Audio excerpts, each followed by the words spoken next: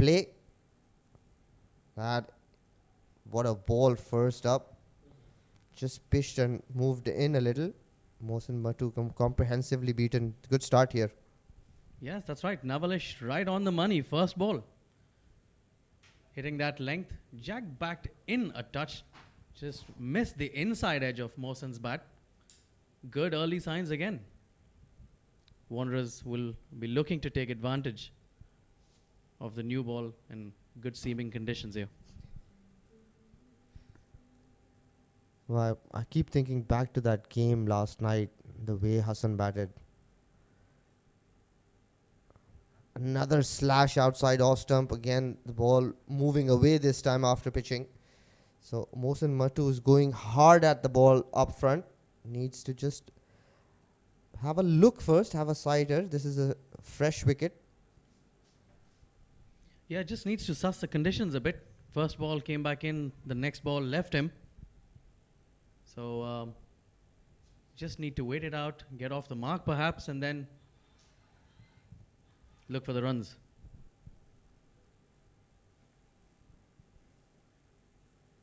That's well played, much better there. But he is very experienced. He's played a lot of games and he's performed on a regular basis. A very solid batter, an opener by trade, plays that new ball well. Plays those sweep and reverse sweeps really good. Yeah, indeed he does. So first runs there for Valley Boys. Mohsin off the mark. Again, Navalish not experimenting too much. All three balls have sort of pitched in the same area. So keeping it tight and not giving anything away to the batter.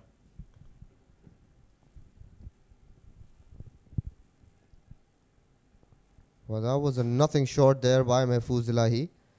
Just hung his bat out to dry. And I think that carried to gully. But he'll count himself very lucky. Balloons over him. Yeah, extra bounce there. First time he bowled a little shorter. He pulled his length back a bit, got that extra bounce. Genuine edge, flew over the slips. Even the slips, very much surprised at the fact that it went over them. It wasn't a slash that you'd expect to go over the slips. It was, I think he got drawn into the stroke and pulled his bat out in the end, but it still flew over the slips. What a ball. And there, Mohsin Matu on your screen signaling what it did. We don't need to describe it. What a ball, what a cherry. Wow, it just looked like he used the crease a little bit, went slightly wider on the crease, angled it in. So Mohsin looked to play on the onside and then that swing taking it away. Indeed, a peach of a delivery there. So Navalish already looking threatening. Well, anyway, looks like he knows what he's doing with the new ball. He's bowled the first one that's moved in, then a couple of away swingers. This time again an away swinger, but Mohsin Matu. That is class of this man. Cross pats that over the mid-wicket boundary for his first maximum. Yes, again, lots of swing there. This time from the bat of Mohsin, nothing from the ball. First maximum, end of the first over. 8 for no loss, Valley Boys.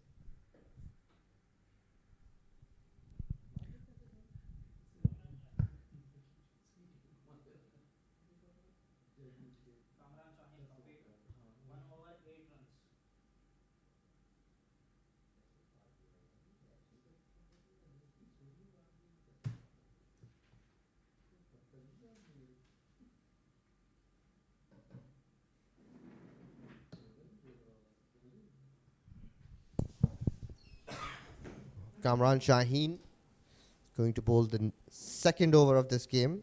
What was looking to be a pretty good over first up. That maximum in that over turned it into a mediocre one. Yeah, showing no respect there to the bowler Mohsin. He bowled 5 deliveries which did cause some trouble to the batter, but the last ball,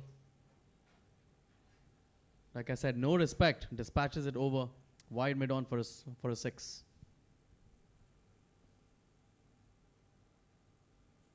Well, anyway, as we've seen last night, this is a brilliant wicket to bat on. The ball comes on to the bat really nicely. Again, I was talking about that innings by Mohammad Hassan yesterday. What a knock he's played. 12 sixers in that game. That is pulled away. Fine leg fielder does well to keep it to just one. Wayward sort of delivery. Yes, indeed, Fari, that knock last night was a special one, wasn't it? 12 maximums, and he made it look very, very easy. Only Faizan was the other batsman who got some runs, but not many others getting any runs. But the way Hassan played and carried his bat through, came out, not out, the scintillating 100.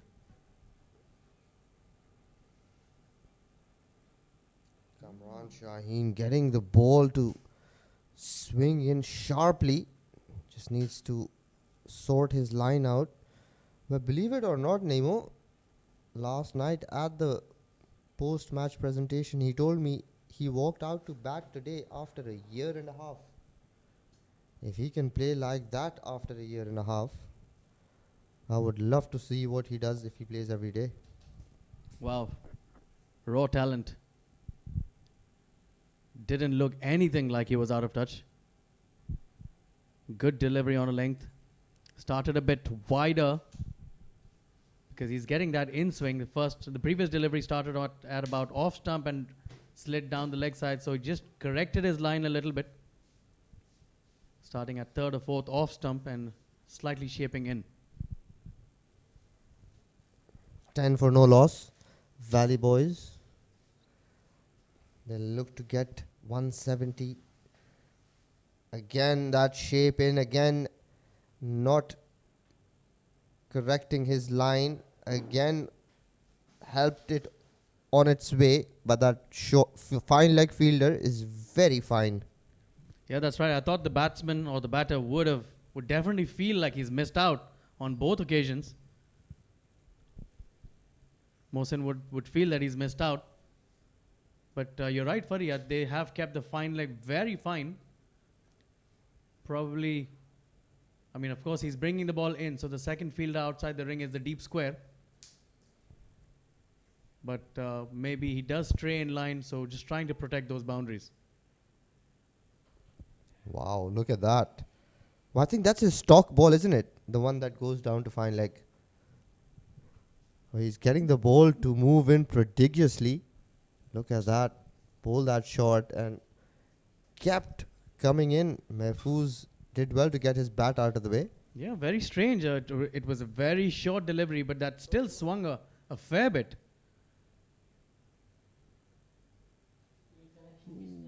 That's a top edge. Straight up.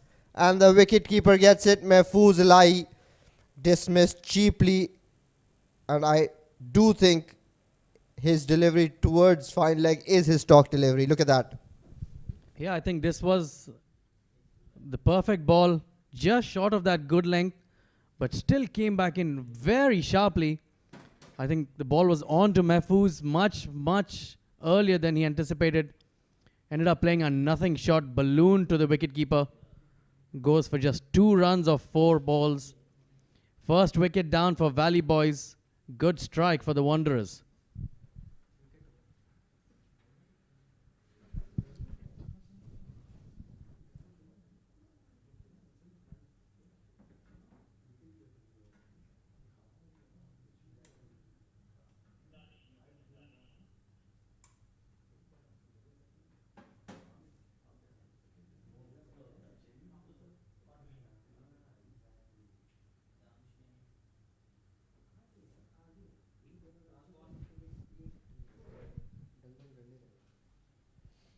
$11 for 1, Valley Boys.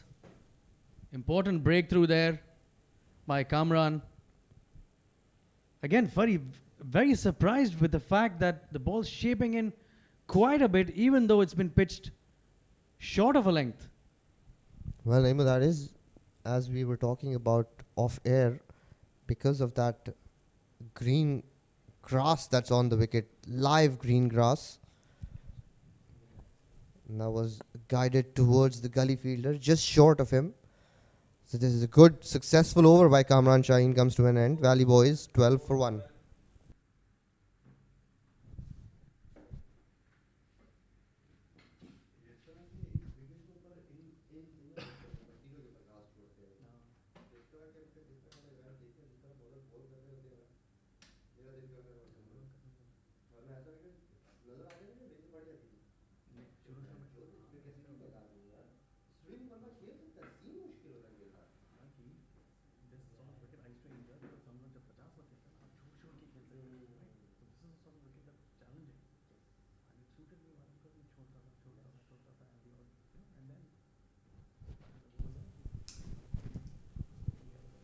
Nawalesh. That's well left by Danish. Very watchful. I think that's the way to go initially. Yes, Danish Ahmed, the new batter, just taking his time, not in a hurry. The ball did pitch again on and around the off stump, shaping away a touch. He's being a bit watchful here. Maybe it is the right way to go. Just watch a few and then score the runs once you're set in the middle. And straight away, I think he hasn't heard any of us. Walks at the bowler, tries to go down the ground, and then that shape away from that batter deceives him completely, comprehensively beaten.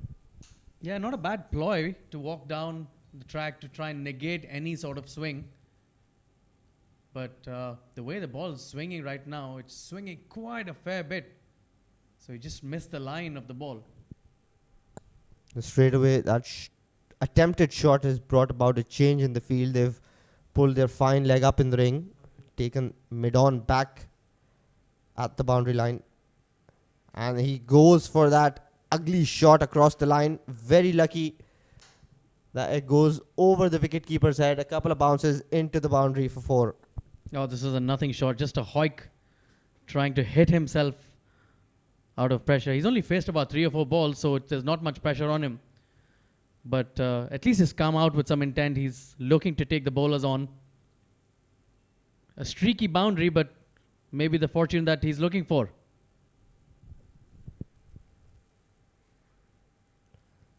Maybe trying to get this ball to get old sooner rather than later. That won't make a difference. The ball keeps seaming around throughout the 20 overs at the ICC. This time ball down the leg side. Wide given. Yeah, the ball is still doing quite a bit, so it's important for the bowlers not to get too disturbed with these streaky boundaries or edgy fours. Just keep putting the ball in the right areas and be patient. I know it's T20, the word patience and T20 don't go in together. Well, you're right there.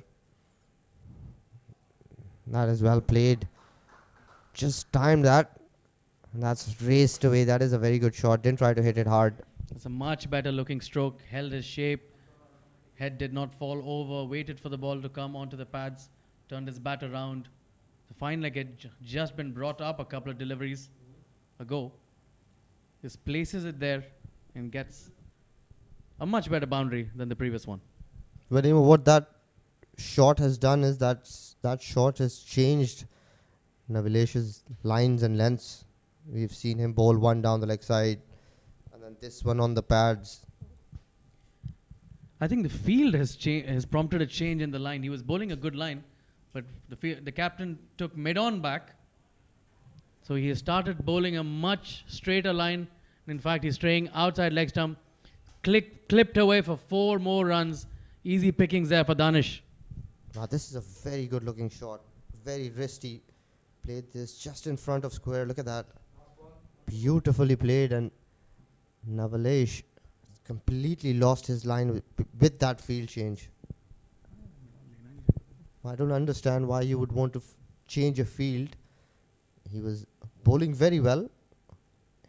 Yes, the batsman did try to take a chance, but that's how and when you get wickets.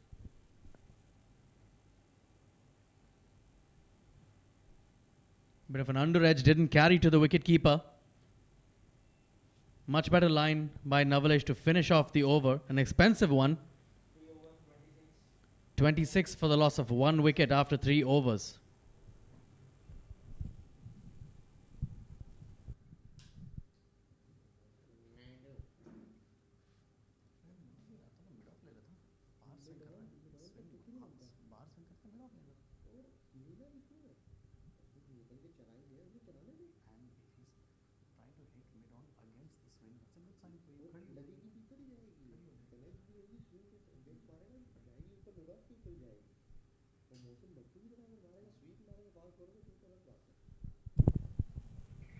Mohsin Mattu to face. Look at that. And Mohsin Mattu's been dismissed now. 2 very big wickets here. Things not looking good for the Valley Boys' name. Yes, Kamran strikes again. He's picked up his 2nd wicket in 3 balls here. Another ball that was just short of a length. Swung back in sharply again. Tried to go for the pull shot. Got it high on the bat. And is safely pouched by the fielder at short mid-wicket.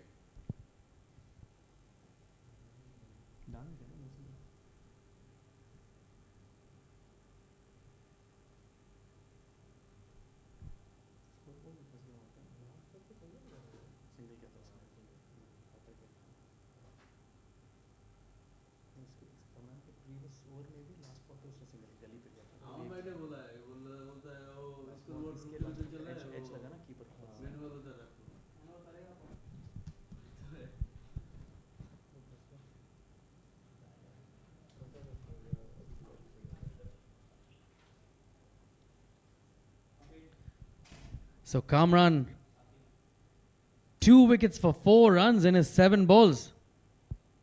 He's striking gold here for his captain. The new batter is Saqib Amin, the number 4 batter for Valley Boys. Coming at a dangerous time, Fari. Oh yeah, the ball is doing a lot. It's not going to be easy playing Saqib Amin. He's not only swinging the ball into the batter, he's also pitching it at an awkward length. That hard length this time, he pitches it up. Saqib Amin plays that drive, sans any feet movement. Very lucky to get that edge off the mark with a streaky boundary here. Yeah, trying to go for that fuller length, being the first ball of a new batter. Looking for some extra swing on that occasion. Ended up becoming too full and a half volley. Saqib would have been looking for a boundary, but not at third man, probably towards covers or extra covers. But as a batter, you'll take that any day. First ball boundary. 400 strike rate. Wow. Oh, Valley Boys need to get a partnership together. Again, he pulls that length back. Saqib tries to pull that straight past mid-on. Gets off strike. So that length for him is working, name. Yes, Fari, he's not too quick. But that hard length is hurrying the batsman on. The ball's hitting that hard length, skidding off the turf. And the pull shot's not an easy one today to be playing on this wicket. Yeah, because he doesn't look like he's expressed, but because of the green tinge on the wicket, the ball skids on much more than you expect. That's well played by Mohsin. Another good ball that's hit the bat hard. Shows that Kamran Shaheen's got his tail right up. Yeah, he's been very accurate, Kamran. 2 wickets, the reward for him. So he's answered his captain's call very nicely. And Valley Boys not getting away in this power play so far. The odd boundary and the 6 was there, but clearly not getting away. It's not easy to score runs there. And this man's not giving anything to the batter.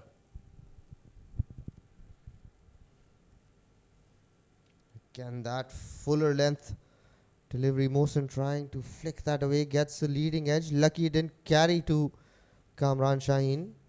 He's into a nice little rhythm here. But they need a partnership here, don't they, Naeem? Yeah, that's right. I mean, what do you do, Furry? I mean, as a number 4 batter, do you come out again and say, let's go, all guns blazing, or do you watch out for a couple of overs? I think T20 cricket's made every batter go aggressive, but a little old school is what's required over here.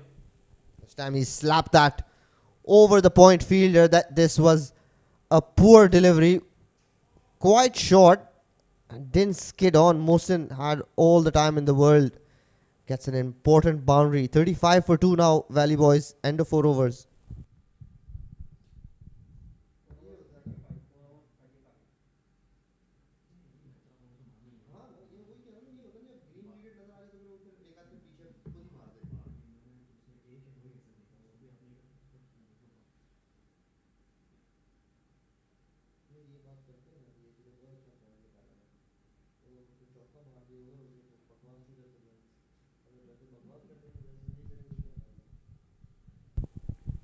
A good boundary to finish off the last over.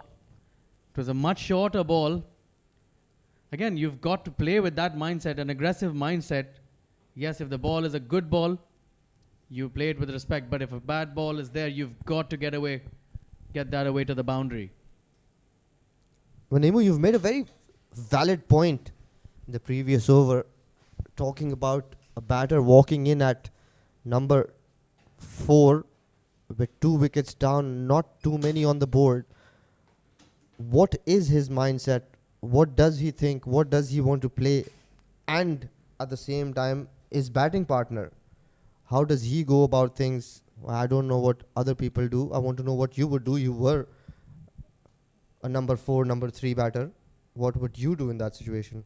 Yeah, it is a tough one, Furry. You've lost 2 wickets, but don't forget, you're still in the power play.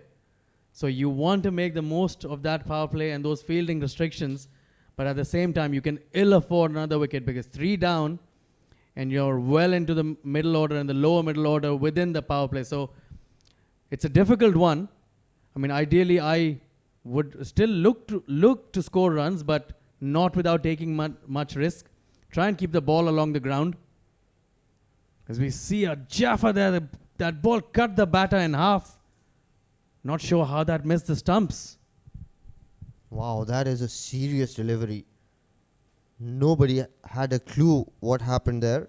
Saqib Amin should count himself very lucky. Look at that. Wow.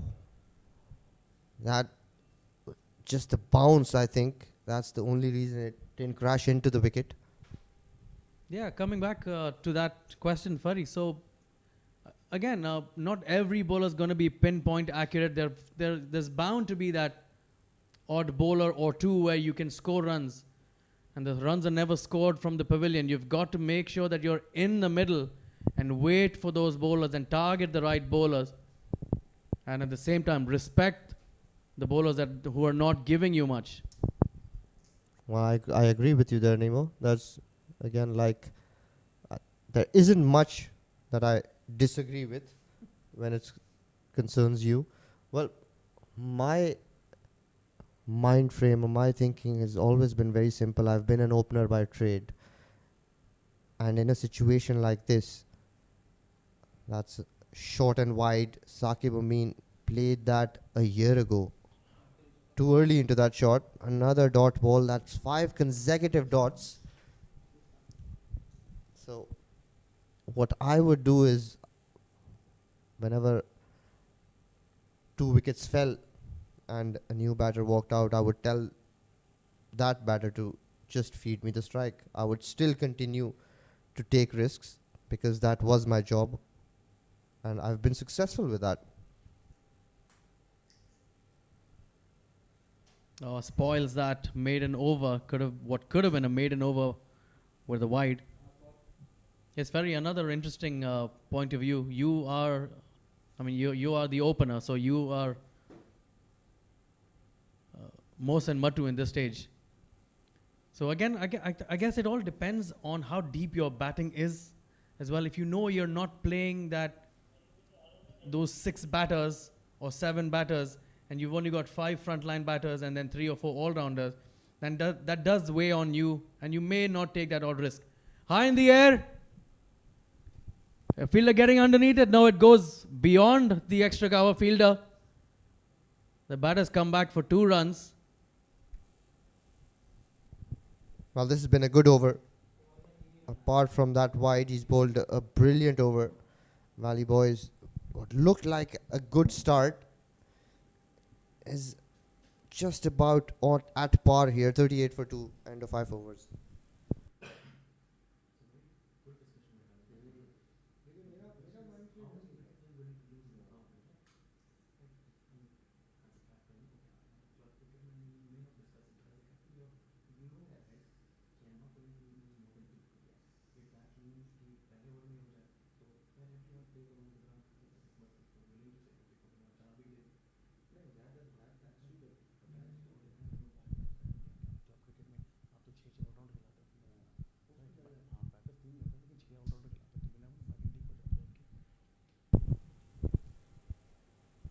That's well played by Mohsin Matu.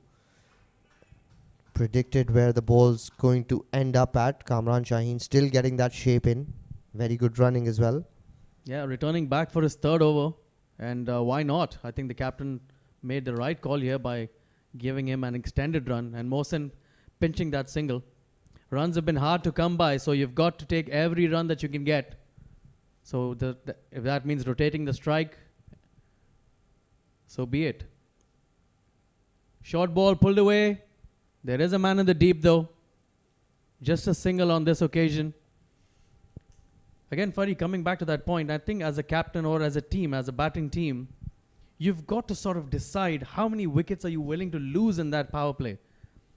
Whether it's 2, whether it's 3, it all depends on how deep your batting is, and you've got to have a ploy saying, I'm not willing to lose more than 1 wicket perhaps, or 2 wickets. So if you've lost those 2 wickets, then it's plan B. And also, Naeem, it's also what role you're playing in the team. That's very wide outside off stump. Like, there are 2 openers. It's not necessary that both their roles is to go for the ball from ball 1. Probably one of them is supposed to carry the innings. So it's also very highly dependent on what your role is in that lineup. That's pulled away nicely. Mohsin Matu, very adept at playing that pull shot. One of his favorite shots. Didn't quite middle it. They should have come back for 3, but Saqib Amin just a little slow there. Yeah, the outfield has been very quick. Didn't look like he got all of it, Mohsin, but went almost to the ropes. Yes, should have come back for the 3rd.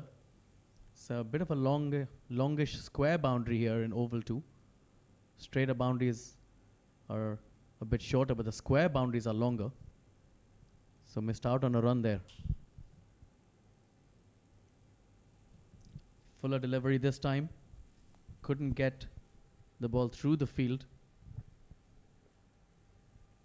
And again, talking about roles, I think in the Valley Boys team, Mohsin Matu's role is to play out the 20 overs. Everyone plays around him. He wasn't very impressed with Saqib Amin in the previous over. Tried to slog a couple with his feet nowhere close to the ball, his head towards fine leg. Yeah, that's right. All the more reason after losing 2 wickets that Mohsin carries his bat at least till 15 overs here. So again, a challenge for Mohsin here as well. He can't really open his arms and swing at every ball. So he's got to construct an inning over here. Make sure he's the man to stay till the 15th over. And the batters coming, play around him. So even though it is a T20, still got to have one man trying to play a bit of an anchor. That's again very well bowled. Sharp swing. Negated that time by Saqib Amin. End of the power play. It's a decent one for both teams. 43 for 2 Valley Boys. End of 6.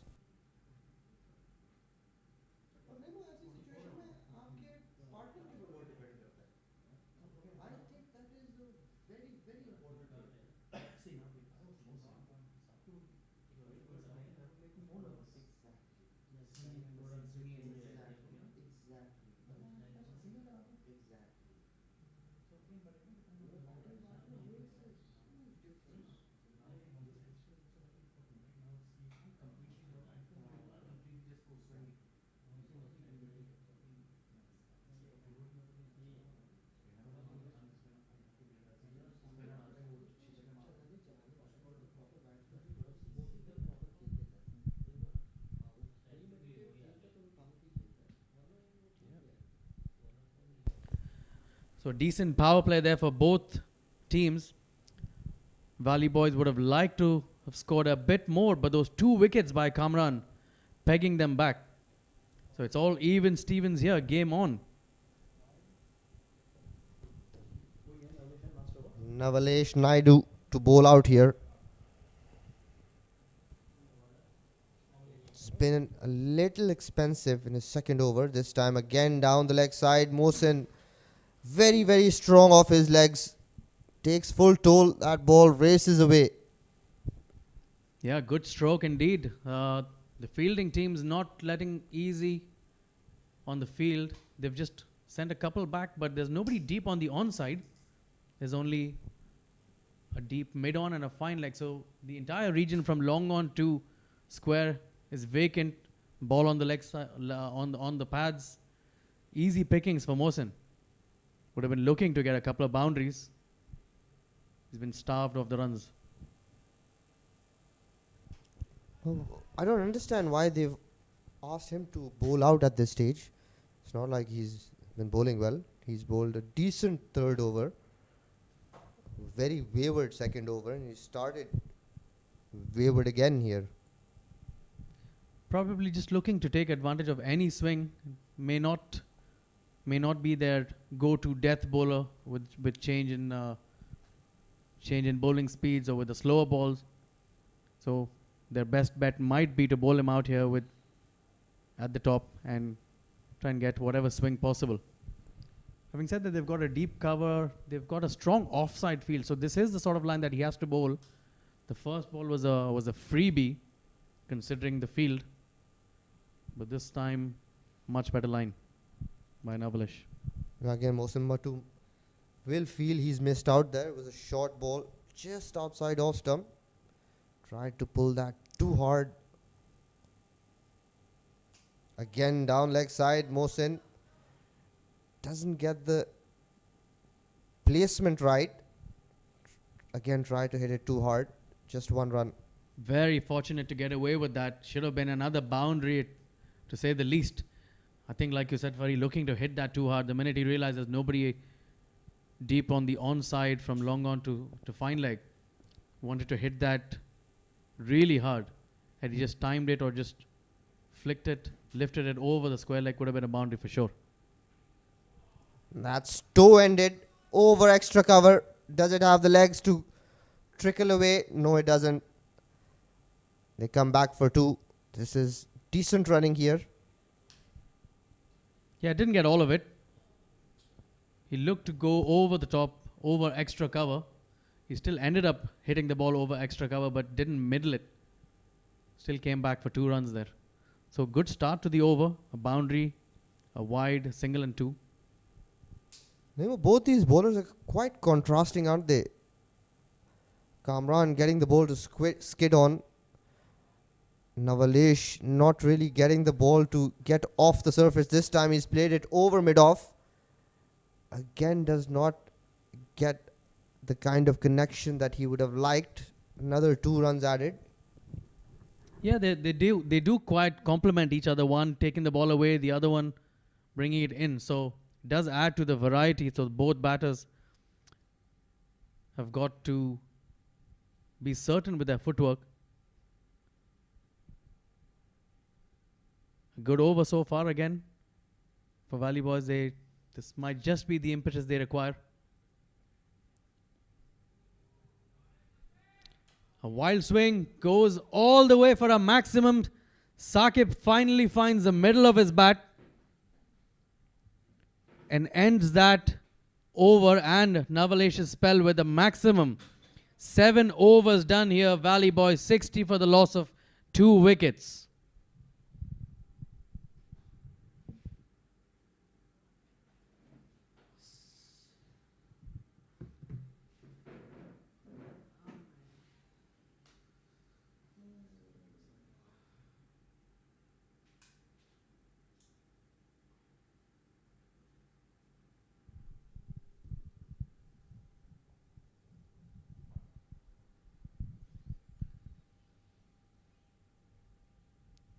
Looks like we have a change in the bowling. Right On cue, we have a change in the comm box as well. Atiq joins in. Like I said yesterday, the very experienced Atiq joins in to keep me company. Well, good evening to all our viewers, and well, hi there, Naeem. It's nice to have you back here in the comm box as well. Oh, this time, first ball as soon as I come in, that was a square drive just wide of the point fielder for a boundary. Mohsin Matu, well, he's had a nice start, hasn't he? 25-18, and he's going through nicely here now. I think the Valley boys would have liked you to come in the comm box much earlier. Boundary, the very first ball you've walked in. So good signs for the Valley boys. You've got to stay on your seat for the end of 20 overs for them. As Kamran continues, in fact, to bowl out. He's been bowling a good line, Atiq. He's been getting that length, but this one straight outside the off and a rank full toss. Asking the question there, Kamran Shaheen. Well, yeah, it's been a day of welcome for me. Firstly, here in the comm box by the legendary Naeemuddin Aslam and also from Mohsin Matu. So, feeling very honored, brother. Thank you. But they're going through nicely here, aren't they? Close to 9 runs and over here, Valley Boys, 64 for 2. They did lose a couple of wickets early on. But the main thing is that Mohsin Matu is still out there in the middle. He's a batter who can cause a lot of damage if he does manage to stay there for a while. There was a wide given there. Kamran Shaheen. Yes, and what do you make of the strategy? I think both bowlers, both the openers bowling out their quarter of 4 overs. So a fair call. I think the wicket is doing a bit. Got the oohs and ahs from me.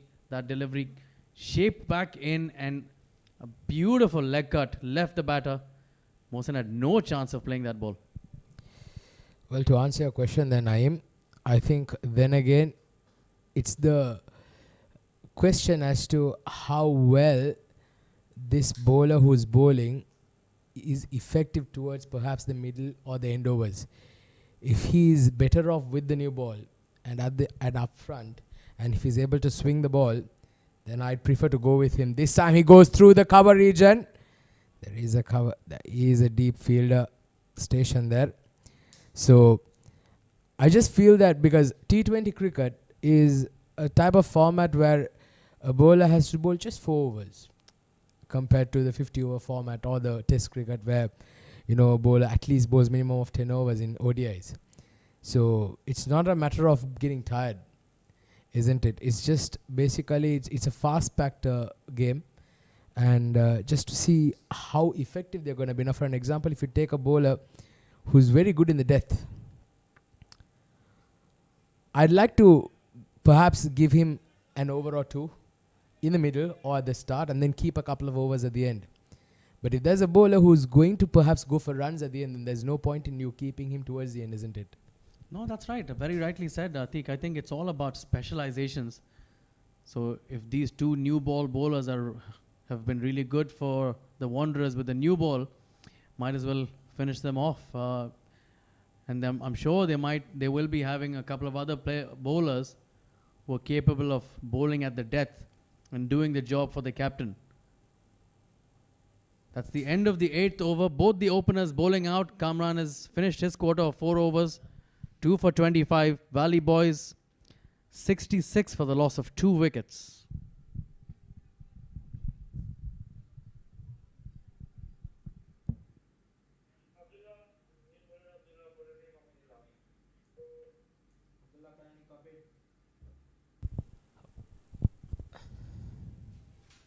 Well, so that's what happened so far. 2 early wickets there. Mahfouz Ilahi not troubling the scorers as much. Gone for 2. And Danish Ahmed, he did get a start. He got 3 boundaries and then got caught to Avinash Korea. And since then, there's been a repair job. A 40-run stand between these two. Mohsin Matu 26 of 21. Saqib Amin 18 of 15. 2 of the best batters as far as I'm concerned in the Valley Boys lineup. So they've got to perhaps bat deep, bat till the 13th to 14th over. Provide that launch pad for the other batters to come in. Yeah, that's right. Both of them playing quite nicely. with 15 and 21 balls each, so they're well set. It's time to up the ante right now and perhaps push at least 7 or 8 and over. Look for the odd boundary, but at the same time ensure that they don't lose any wickets. And from the Wanderers' point of view, partnerships are just brewing over here. Would be important for them to strike again to keep that run rate in check. Kayani, that's a quicker delivery just inside that white line. I thought for a second Mohsin Matu thought that he was going to be given a wide, but it was a good delivery under the circumstances. But yeah, you're right, Naeem. These two batters, if they can manage to somehow dig themselves deep in, just like that, you'll find shots coming out. Mohsin Matu, he's beginning to show us his full repertoire of stroke. It's not just all about the power, isn't it? Even in this format, the deft touches, the late cuts, the slight flicks, all have so much value as you get even in Test cricket. Yeah, that's right. I think both the deliveries that Abdullah has started off with were quicker ones, and both had a lot of room. So very smartly played by Mohsin, just getting his bat down at the very end, guiding it through third man, picking up a sensible boundary. They're again trying the same thing again, trying to utilize the pace of the bowler instead of him generating all the power behind it. But trust me, he has the power. Mohsin Matu had a very good outing even in the previous game. Unfortunately, getting run out, I beg your pardon, getting dismissed at the run of play, unfortunately. But he's got the start here again once more. 30 of 24. This time he goes, he sweeps it. There is a fielder in the deep that cuts it off. The Wanderers, they will be very, very wary of the fact of the threat of both these batters out there, especially even Saqib Amin. He's quiet compared to what his reputation precedes him. 18 or 15 is not what you usually associate with Saqib Amin. Usually if he faces 15 balls, he'll be somewhere close to 30 to 35 runs. So based on that, they've bowled quite well to him. Yeah, that's right. They've managed to keep him quiet. And I think Abdullah's come back nicely with the last 3 deliveries, slowing it down. Started off firing those 2 deliveries really fast, but I think he's quickly found out the right pace to bowl on this track. As he tries to finish off the over with a quicker one. Just trying to save out the boundary. The dangerous running. Could have been a close call there. They made their intentions clear very early by pushing for the second, but it wasn't comfortable. It could have been a close call. No damage done in the end. End of the 9th over, 73 for 2 wickets, Valley boys.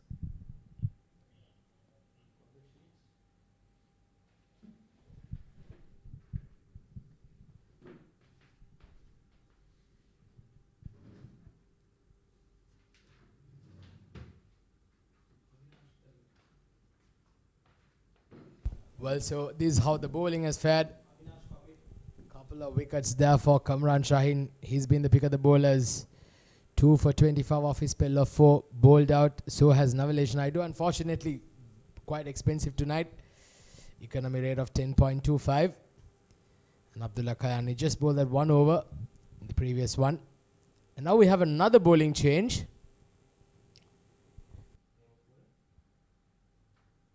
It's Avinash Korea to start the proceedings from the ICCA Academy, and for the 10th over, 48 run stand between these two. Naeem, what do you suggest? How do they go about it from here onwards? Oh, they've recovered very nicely. Oh, that's high in the air. Bowler coming underneath it. Oh, lands in the middle. No man's land right in between the bowler and the long on fielder. Well, that's very lucky. Saqib Amin, very, very fortunate. He completely miscued that. getting the top part of the bat, trying to go for that glorious mid-wicket sweep. Fortunately for him, doesn't make contact. Oh, once again another opportunity. Very close to that fine leg fielder. He makes a big miss of that and he goes for a boundary. Mohsin Matu, he'll take that. Yeah, looked like it may have been a chance. The fielder let go of it. Just carrying to the fielder. Kamran. He's bowled 4 long overs, but it would definitely go down as a chance. What's worse, it's gone all the way to the boundary. I'd say that was a very poor effort, but not there from Mohsin Matu. That was absolutely brilliant. A reverse sweep through the third region. He made sure he got on top of the bounce, keeps it along the ground, a very safe shot. And he gets full value for that. Beautifully played from Mohsin Matu. Brilliantly executed there, Atiq. He went down early, made sure he found the gap fine and got a good piece of it, guided it down to third man for a boundary. Risky single, they make it easily in the end. Another big over. So after the first 4 or 5 overs, Valley Boys have come back very nicely. They're going at 8.5 runs to the over. The projected score at this stage is about 171, but I'm sure the way Mohsin and Saqib have settled in, they would be looking at a score in excess of that. Well, what a partnership this has been. 58 runs between these two so far. At the halfway stage, Valley Boys going through nicely. 84 for 2.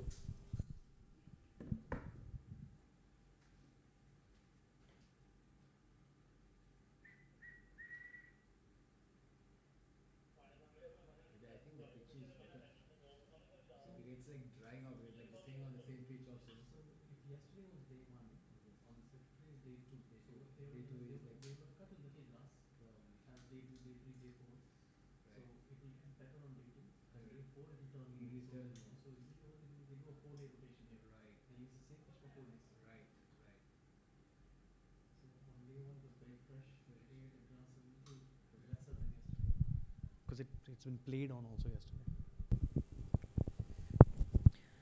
Abdullah to continue. Short ball. Mohsin swivels on the back foot, pulls it straight into the arms of the deep square leg fielder. Well, that was Ben Quirk at the deep. Very safe. That was definitely a hit-made delivery, but Mohsin Matu, he just could not get the middle of the bat. Almost losing his balance there. Another start not being capitalized, but it's been a good innings. 6 boundaries and 1 6 in that innings of 41 of 30 deliveries. Excellent strike rate as well. Unfortunately, he has to depart. It's 84 for 3.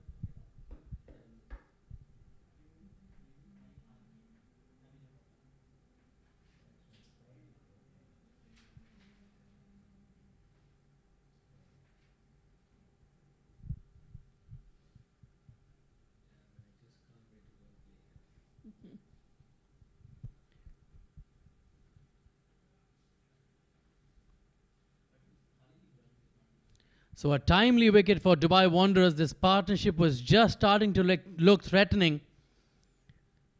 And a neat catch taken there at the deep square leg boundary by Ben Quirk. Yes, it was hit straight to him, but they're never easy when you're on the boundary. He made sure he got 2 hands to it, and a much needed breakthrough for the Dubai Wanderers. Well, yeah, that would give them a world of confidence now. Especially to see the back of Mohsin Matu. Can cause a lot of damage. Usman Pandit, the new batter. in at number 5. Well, now he does need to get a good partnership here with Saqib Amin for the Valley boys. It's nicely played, just not nudged around towards the square leg region for a quick single. He gets off the mark. Yeah, it just makes matters a little more difficult for the Valley boys. They would have ideally liked Mohsin to carry his bat. He was looking very good, even getting 2 boundaries of the last over. They would have definitely wanted him to carry his bat at least till the 15th over. Now it all rests on the shoulders of Saqib Amin here to take them through. As he finds the gap between short third and point, not sure if he intended it to go there, but he finds a boundary anyway. Well, he looks very unlike himself today, Saqib Amin. Getting a thick outside edge, but what matters is he gets runs.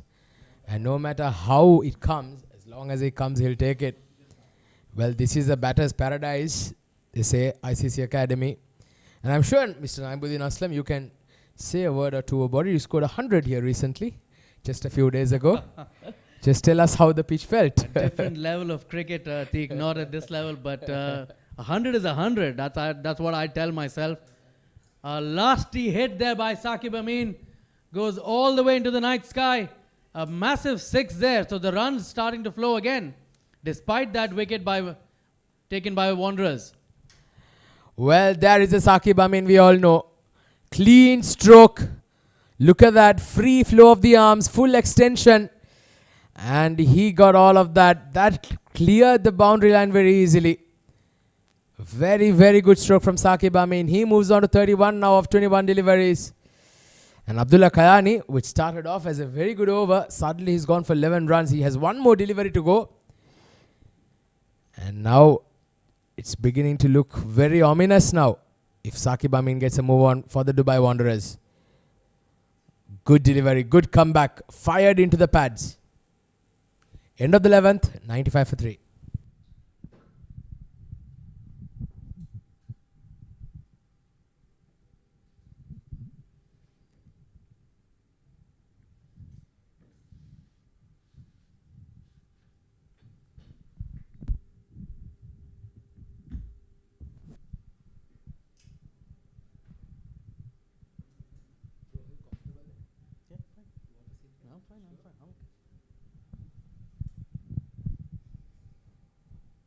So good over despite the wicket.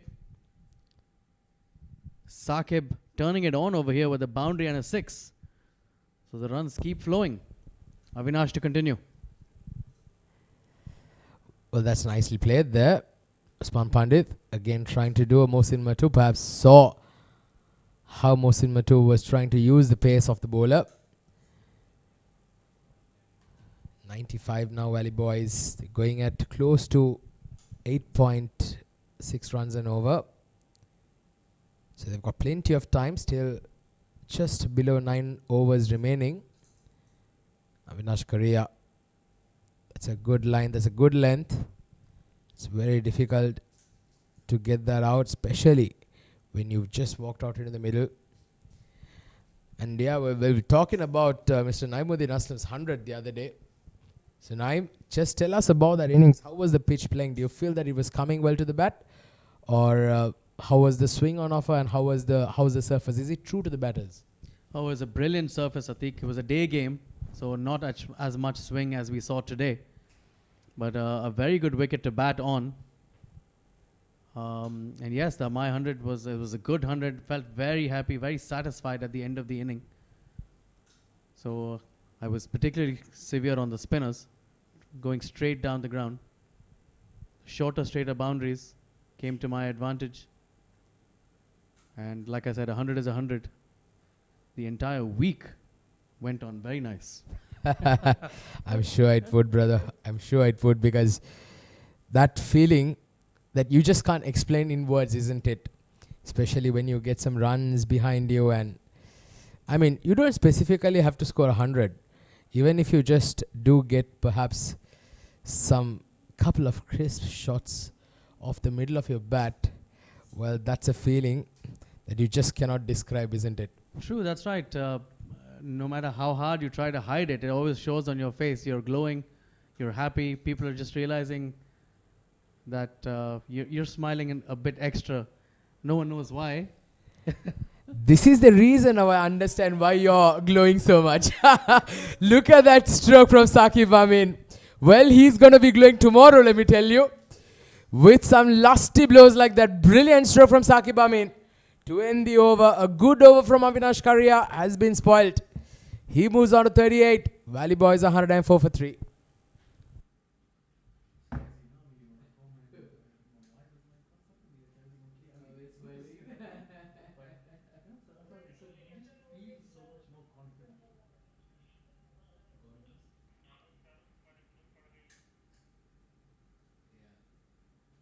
If I gone like that home, bro, my wife would ask, which girl did you talk to? That's the same thing like the last game. This weekend's game, I got out on 5. I can't wait for the next game. I'm like, so frustrated. It's like, give me that next game. You know? 4 runs, 5 runs off. So, massive 6 to finish the last over. It was a rank long hop, a full toss. Saqib making the most of it as Abdullah continues here to start the 13th over. Starts off with a dot. Abdullah has been bowling a fair bit quick. I think that's his strength. That's how he operates. Just as I say that, he tosses it up. So he's varying his pace. But I still believe he's bowling a touch too quick on this surface.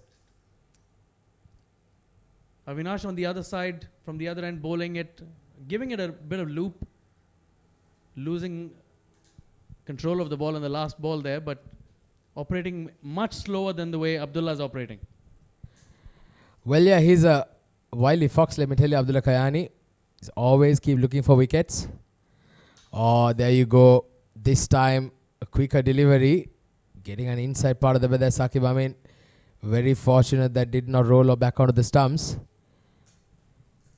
But this over, he's come back quite well. And like you said, yes, he's got to be a bit wary about bowling those quicker ones, because he has 2 fielders behind the batter who are inside the circle. So anything, perhaps even an edge, can fly away to the boundary.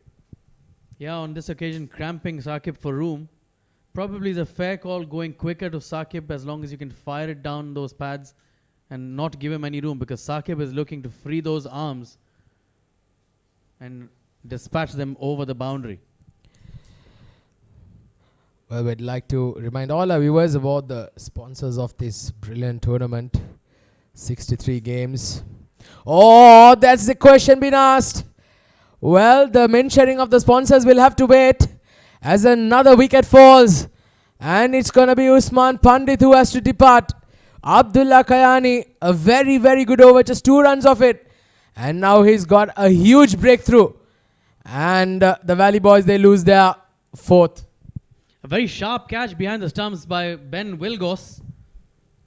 He's been a very good keeper over the years for Dubai Wanderers. He's played a lot of cricket in the UAE. He's a very sharp keeper. Goes through his work ethic brilliantly.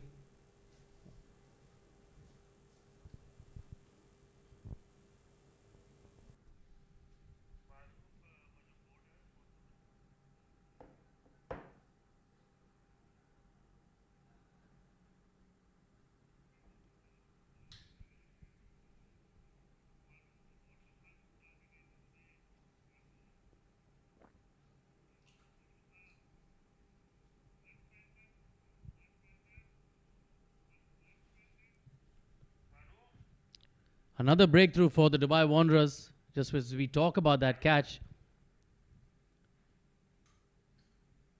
Ben Wilgos taking a really good catch. Gloves in the right place. Anticipating that edge and completing that catch cleanly.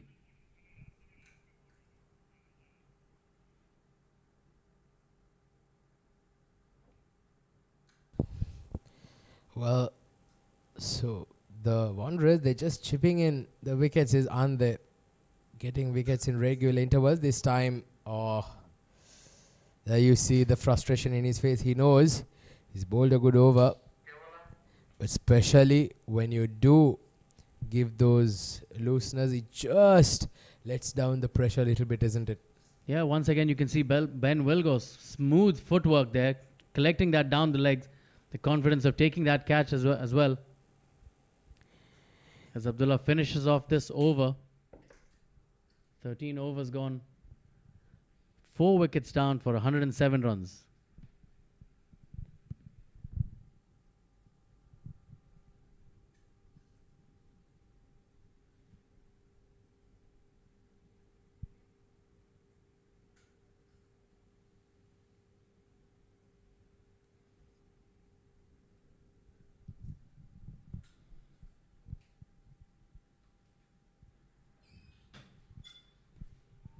जाएगा भी नहीं आ जाओ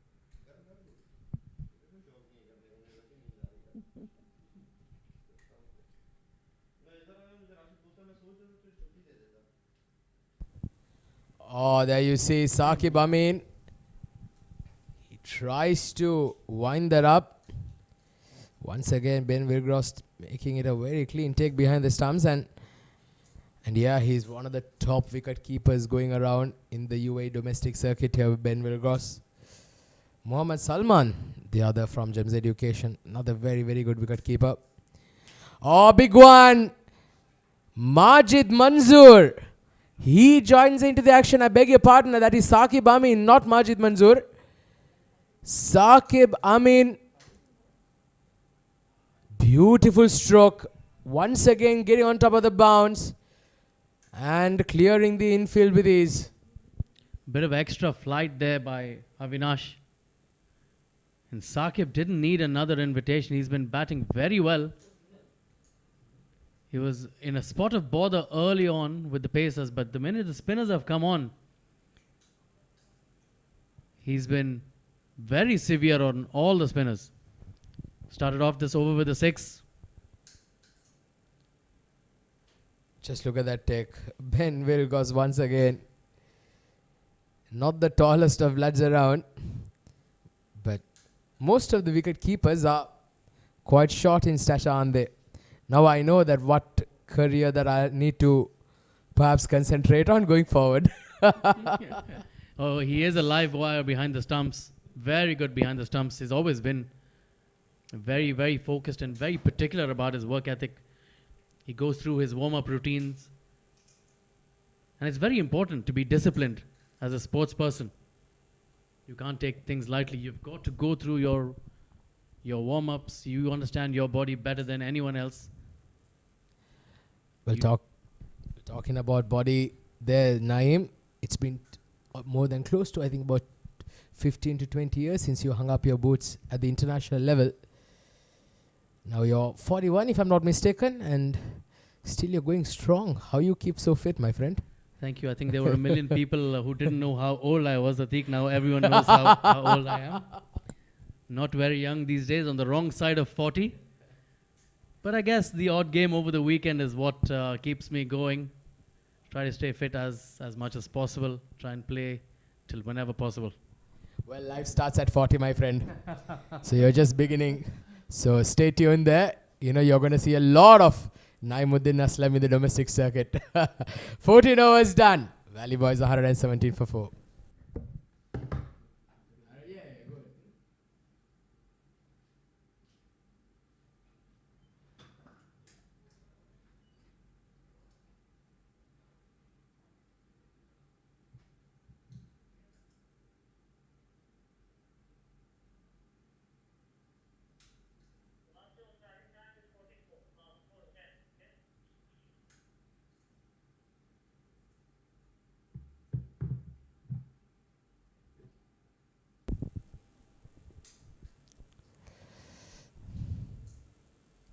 Well, so 6 overs remaining.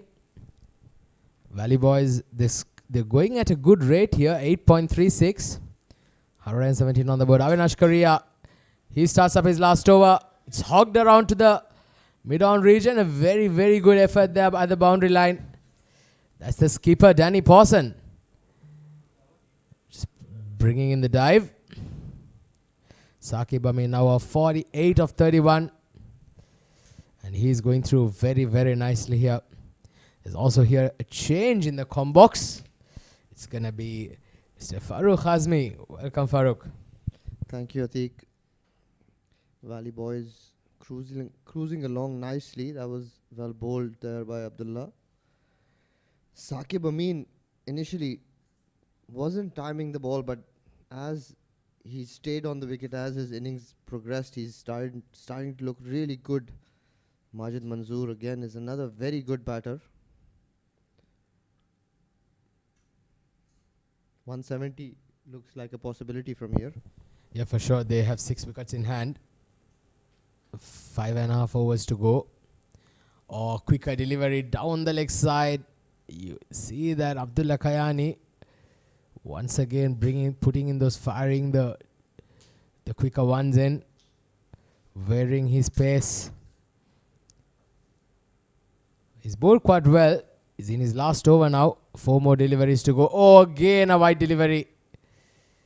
Well, Abdullah Kayani, I think he's perhaps trying a bit too hard here. Yeah, he's trying to bowl that magic delivery, get a breakthrough for his team. But that doesn't work. 9 times out of 10 goes wrong. That's very well bowled this time. And that's given, I thought that was bat first, but clearly by the reaction of Majid, that was pad first. That is a brilliant delivery there. Yeah, there you go. A quicker delivery fired into the right-hander. And before even Majid Manzoor brought the bat down, it did hit him right in front. So Valley Boys losing wickets at regular intervals, unfortunately. Look at that replay again. Oh, that's plump. That's plump. That's hitting middle of middle. Majid Manzoor rightly walks off without any hesitation. He departs. And the Valley Boys 122 for 5.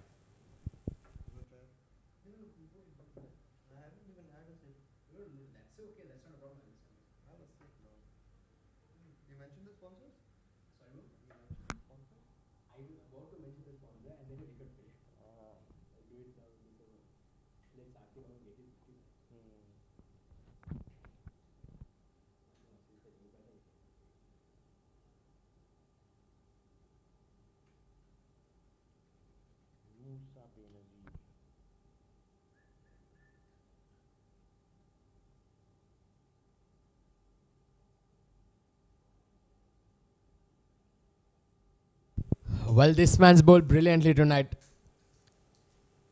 He's given away a few wides today, but, well, that's not stopped him from picking up 3 very crucial wickets. That too, making sure that he breaks the spine of the Valley Boys batting lineup. 3 for 26. He's got 3 more deliveries to go. New batter in at number 7 is Musa Benazir. Saqib Amin looking very solid on the other end.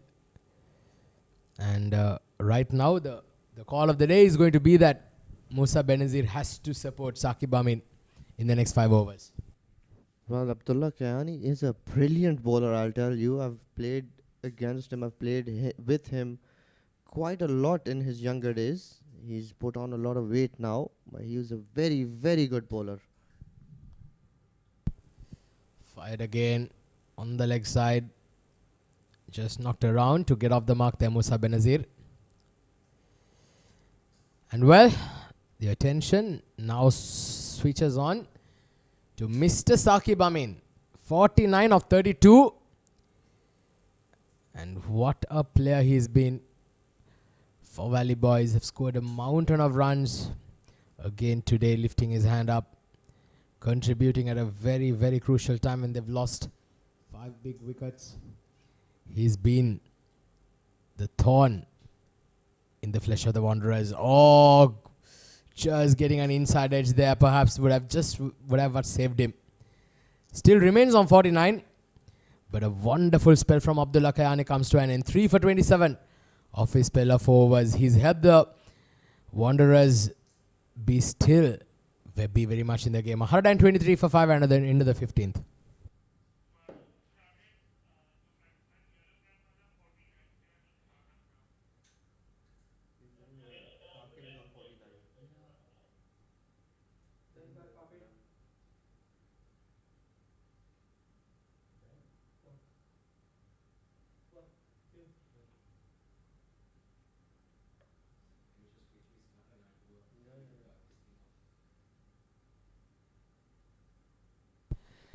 So there's a change in the bowling. It's going to be Ben Quirk, who will be bowling his first over. And he's come to bowl the 16th. Very surprising, to say the least, to come to bowl towards the latter part of the innings. But he is a very, very good bowler. Somebody who can bowl consistently those tight lines, those Yorker lengths towards the end. And he's going to be bowling to Musa Benazir, who's the new batter out there in the middle. 123 and off a 5. And well, we'd like to just make a quick mention of the sponsors for this tournament. The tournament organizer being the ICCA Academy. Streaming partner Fan Code. Support sponsor 7 districts. Podcast partner Crick Express. And broadcast and event partner Sport Ethics. So thank you very much for putting up this great tournament. 63 games. We're just still in the starting phase. Game number 11 in progress. So a lot of cricket coming up over the next 6 weeks. Stay tuned. Oh, good delivery. Very good delivery from Ben Quirk. The 2 deliveries he started up with, he's been right on the money. That's very, very well kept there by the wicket keeper. Ben Wilgos. Ben to Ben. Looks like it's just them two that are playing. First delivery as well. Collected nicely. Keeping nice and low.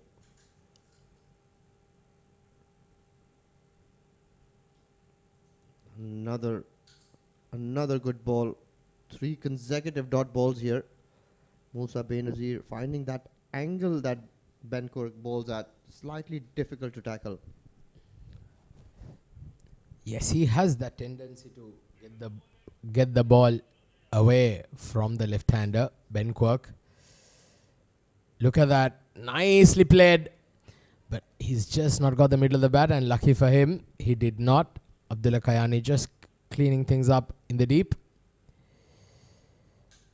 Well, now, Saqib Amin, he's been kept quiet on 49 now for a few minutes. Sometimes it can tend to put the batter out of his momentum slightly. We hope it's not the case for him.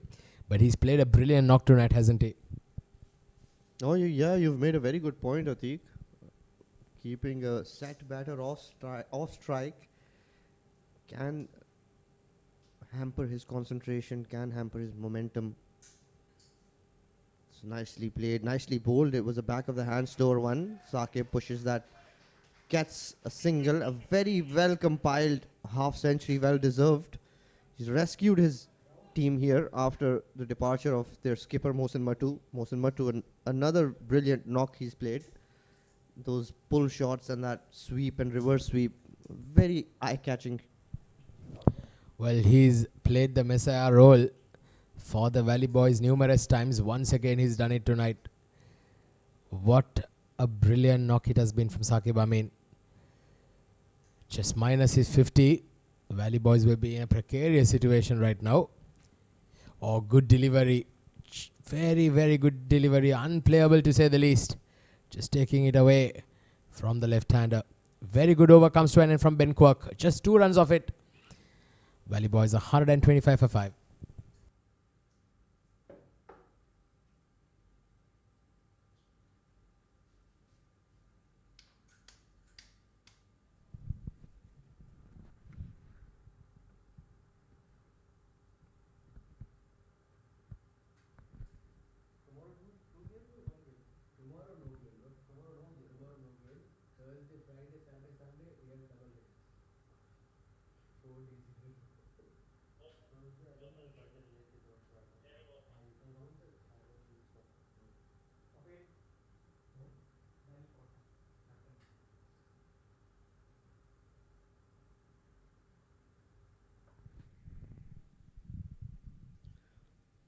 Seeing how the faster bowlers are getting purchase off of this wicket, the skipper's brought himself into the attack.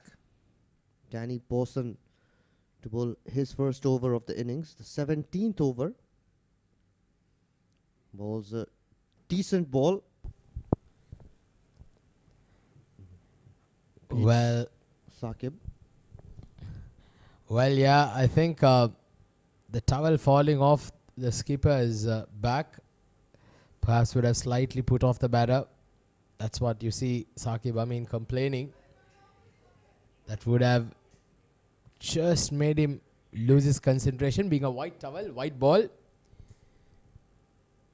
But skipper Danny Pawson not very amused about it. This time he's gone, and he's gone straight down the ground.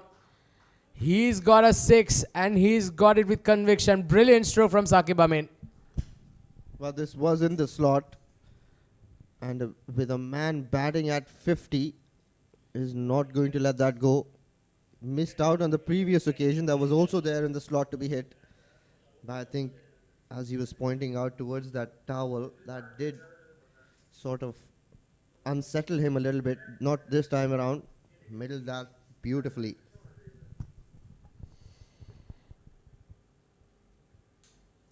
Oh, he's kite this. Where's he's gone? The keeper collects it very easily. So finally a soft dismissal for Saqib Amin after having played so very well.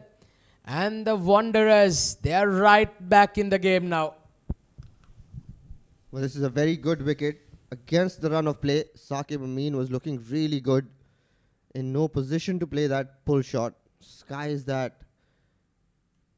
Skipper Danny gets a very important breakthrough. 56 off 37. 2 boundaries and 5 maximums in that inning. Valley Boys 131 for the loss of 6 wickets now.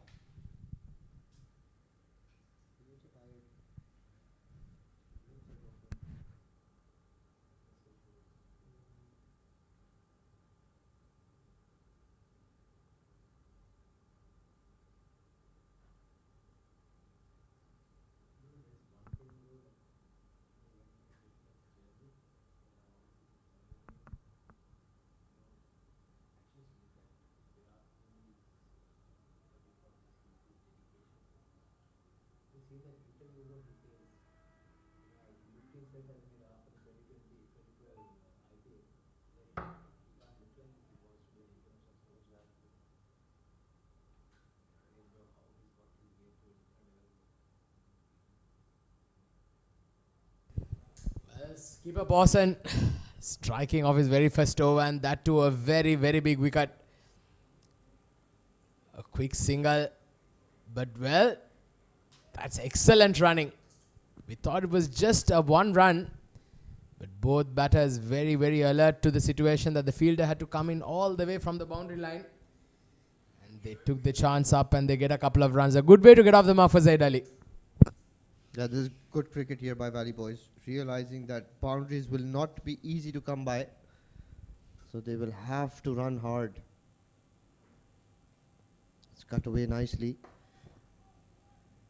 into the gap. Another 2 runs. This is very, very good batting. These boys are running hard. Musa Benazir, Zayed Ali, they have to try and get as many runs as they can. At one point they were looking well poised to get to that 170 mark. Now 160 looks difficult. Well, definitely that dismissal of Saqib Amin would have perhaps costed them another 20 to 25 runs. Valley Boys, they are right now in a very precarious position. 17 overs done, 135 for 6, 3 overs to go.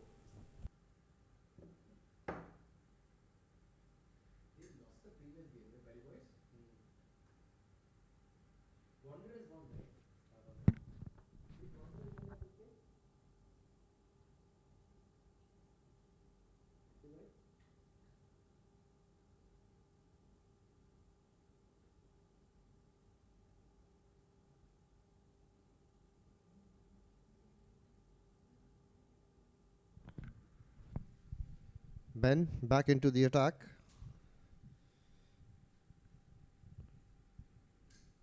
Musa makes a little bit of room, plays that towards cover, gets 1 run, gets off strike. He's found that angle of Ben difficult to handle. So it's always a good idea to get off strike, let your batting partner deal with it. Yeah, well, I'd like to remind all our viewers, the Valley Boys walking into this game after a defeat of their first encounter, and the Wanderers, on the other hand, they're after a victory, so confidence definitely oozing in the men in pink. The Valley Boys, they'll be very desperate to make sure that they get some runs here on the board. They need to utilize these next 2.5 overs. At least get to that 165 mark perhaps. Got another 15 balls, 16 balls. If they can get another 30 runs of that, 30 to 35 runs, the bowlers will have something to bowl at. Oh, Musa Benazir straight down the throat of the fielder in the long on region. Well, he's not timed it enough to take it over. And Musa Benazir has to depart, and the Valley Boys, they are derailing big time. They lose their 7th wicket. Well, this was there in the slot to be hit. Didn't really get the elevation that he was looking at. Caught right at the boundary line. This is poor stuff by the middle order here. Out for just 3. Valley Boys 137 for 7.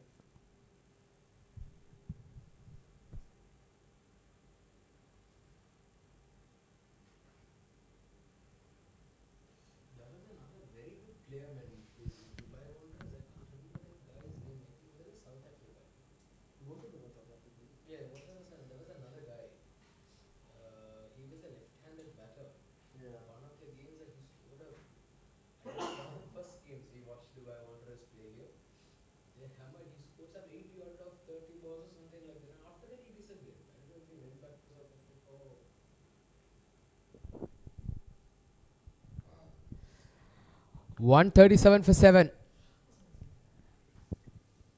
New batter is Rauf Butt.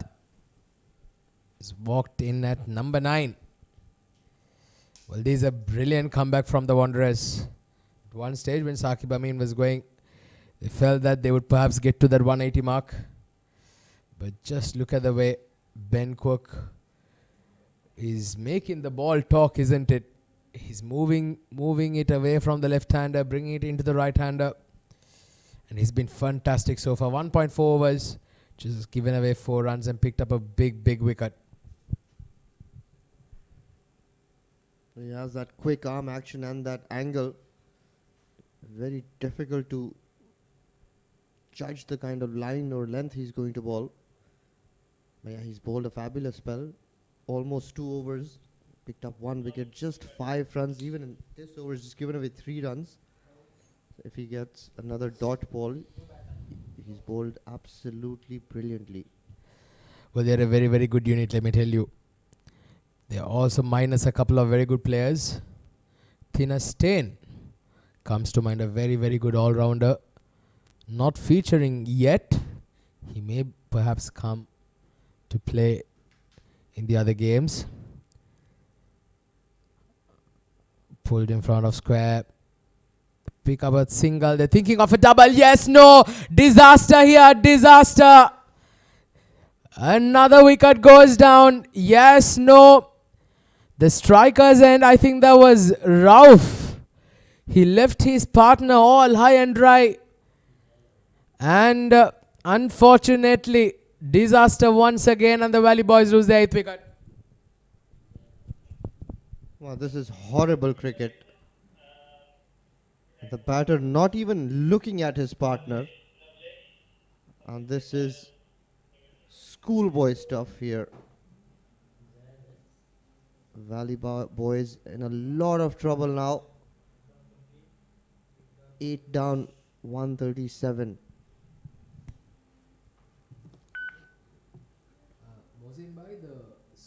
The batter who gets out their scored runs is not coming in the screen.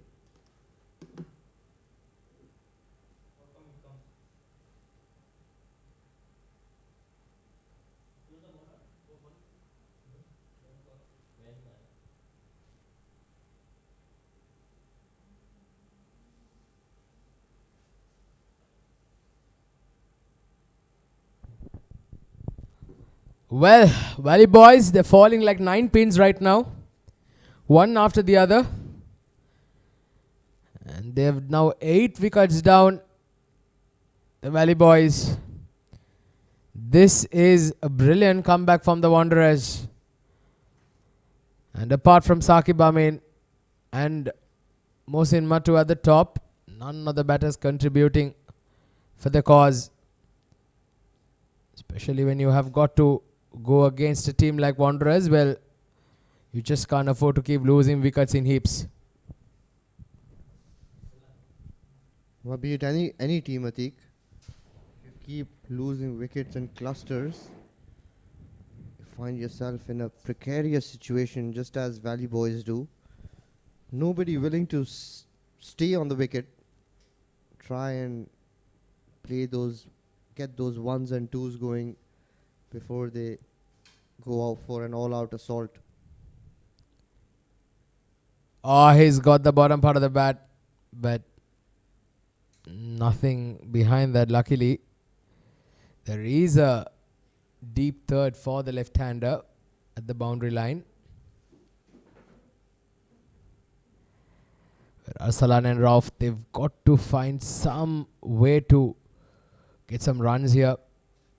Perhaps some scoops or some shots behind the wicket on the leg side would not be a bad option. There's a huge gap between the short fine leg and the deep square leg. So that may be an option with Danny Parsons' pace, for perhaps. But the question is, do the tail enders have those skill sets to perhaps pull that off? Well, Arsalan Mughal can hit a long ball, but this isn't a wicket where you walk in and start bashing the ball from ball one. Very good effort. Very, very good effort by the fielder in the deep. That's Ben Quirk at the deep third region, running across it quickly. That's the kind of effort that can lift the entire unit up, especially towards the back end of the innings. Still 8 more deliveries to go now. 143 Valley boys. Can they get at least another 15 to 20 runs here? Oh, good delivery. Wow, he's got the edge. He's got the edge, and straight away, the batter, he didn't even bother to look at the umpire. He just turned and began to walk. So excellent spell. This is from the skipper Danny Pawson. 2 for 14 of his spell of 1.5. And it's now the 9th wicket down for the Valley boys. Well, that extra bounce proving the undoing of Arsalan Mughal. It was there to be hit, short and wide. But that extra bounce is what got him dismissed. 143 for 9. This is a poor show here.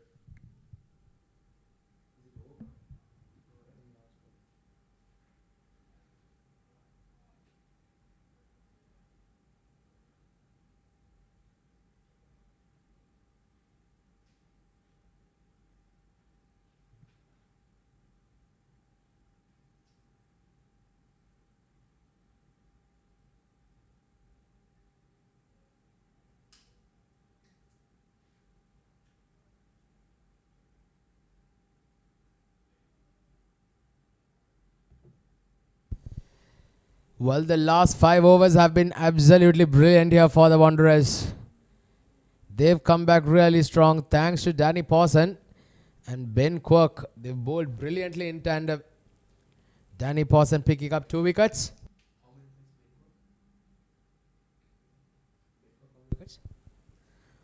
Good delivery to finish the over.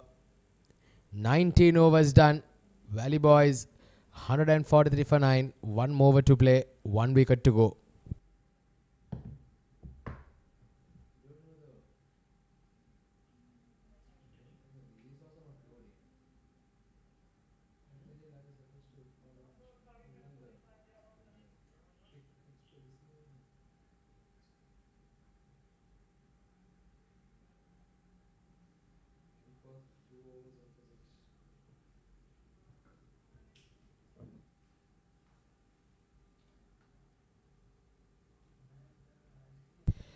Well, Ben Quirk and Danny Pawson in tandem since the 15th over. They've bowled 4 overs amongst them. They've given away just 20 runs and they pick up 3 wickets. Well, how good is that? Very good delivery. Excellent one once again.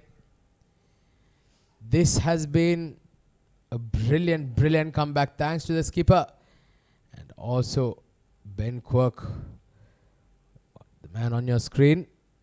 What a spell it's been. He prefers bowling to the left-handers, doesn't he? Right there, back of the hands, slower one. That's played through towards mid-wicket. That is a acrobatic field. Certainly saved his team 1 run. Well, so one of the top guns of the Valley Boys, Mudassar Wani, is out there in the middle. He's not somebody who you can rely too much with the bat. But can he get a couple of lusty blows here? Where's that gone? Not much anywhere, just falling in between 3 of the fielders who are converging. They pick up a couple, very good running. But this is good. Mudassar Wani, back in his day, he could hit a very long ball. Prefers just bowling these days. But let me tell you, if he gets a ball anywhere close to him, he'll hit it out of the park. Very strong man. A very good hitter of the cricket ball. Making room. A quick single.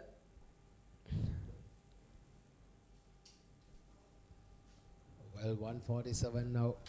One stage, like we were discussing earlier when Saqib Amin was going, they were staring at 180 plus. Now they are huffing and puffing their way to 150.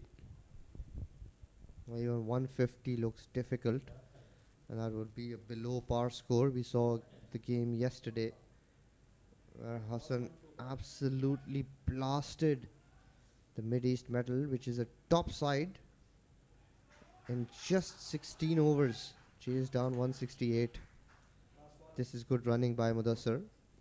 Gets 2 for his side, 148 for 9.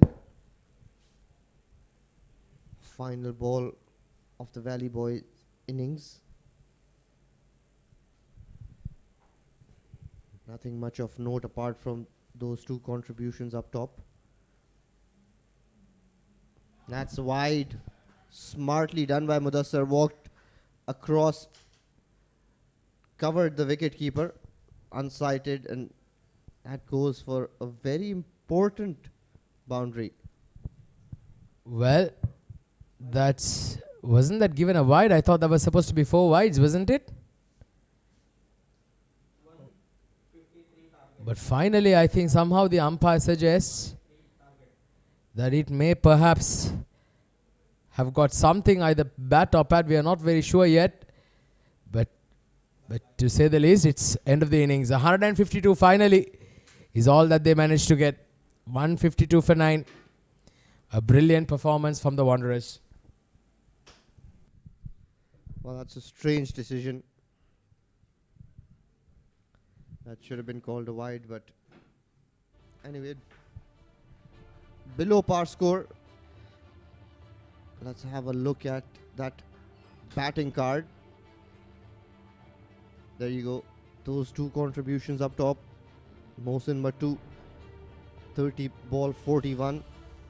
Saqib Amin, chief destructor, 37 ball 56 with 5 maximums. And the rest of the batting card, not impressive at all. Very poor stuff there. 14 extras by the Wanderers. 14 extras, too many. Navalesh, expensive today, 41. But then Abdullah Kayani, what a spell he's bowled. 3 for 27, all the main wickets. Ben Quirk and Danny Pawson, right at the death, bowling brilliantly. And up top, Kamran Shaheen broke the back, got that important wicket of Mahfouz Ilahi and Danish. So very decent bowling effort here by the Wanderers. They fancy their chances. This is a very good batting track, but you need to apply yourselves. Right, so we will be back in just a moment with the Wanderers' reply.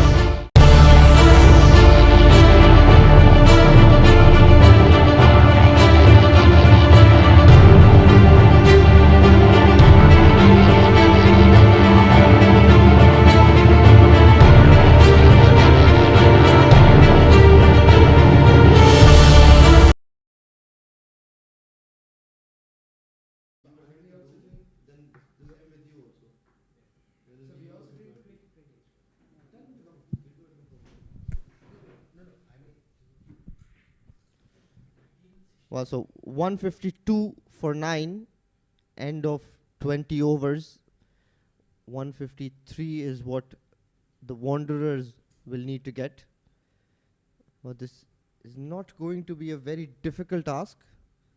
Pick up the bowlers again. Abdullah Kayani with his 3 wickets, and the skipper Danny Pawson contributing with a couple of wickets. Kamran Shaheen up top, a couple of wickets, and that solitary wicket for Ben Quirk. This has been a fantastic bowling effort.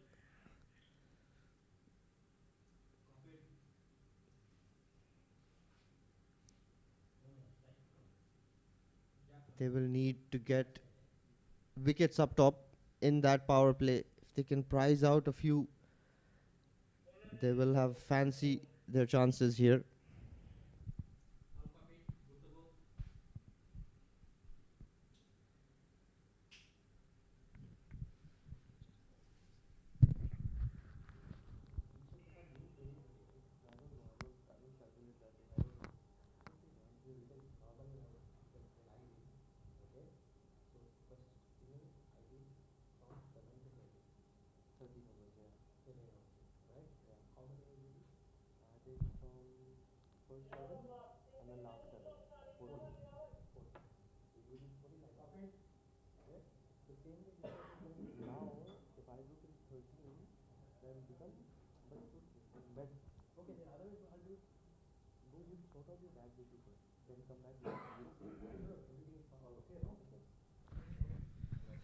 Jack Luffman and Scott Doody going to take.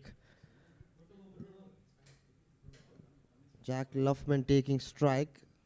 Took that wonderful catch right at the boundary line. And aim 153 to get in 120 balls.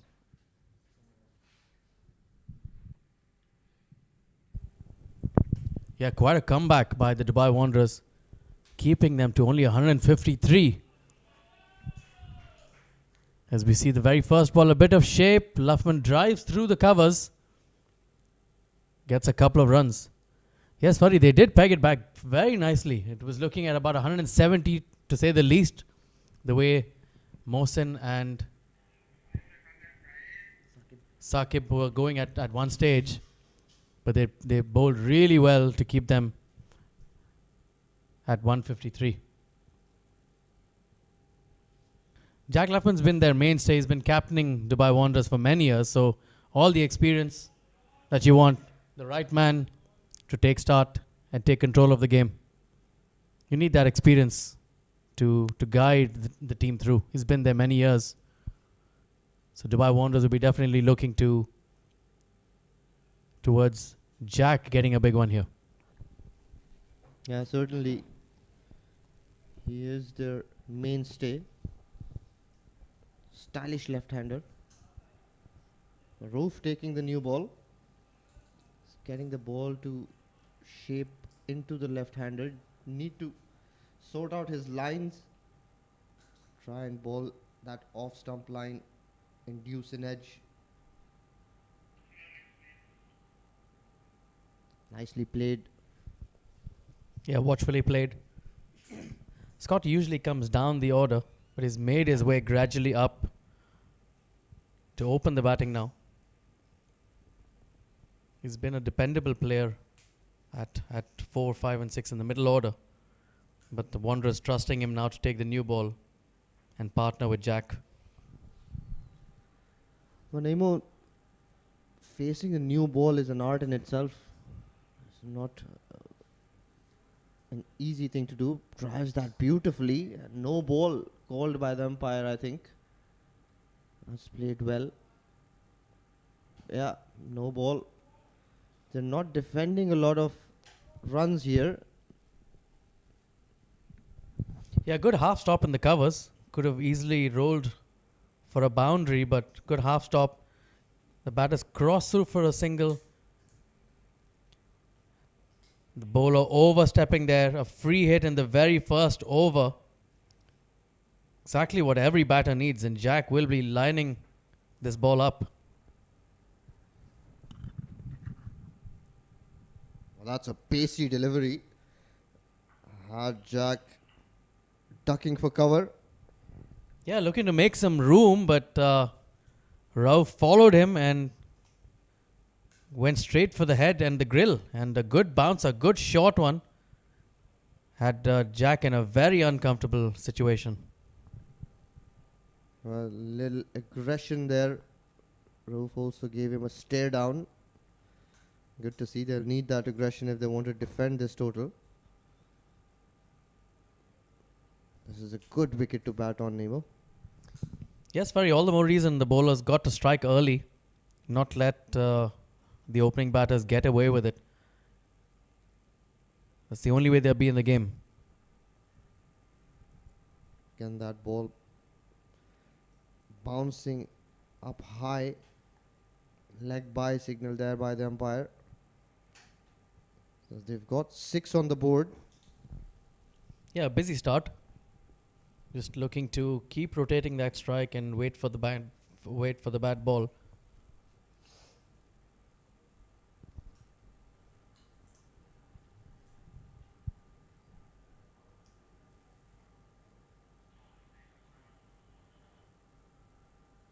Again, that's cut away into that gap.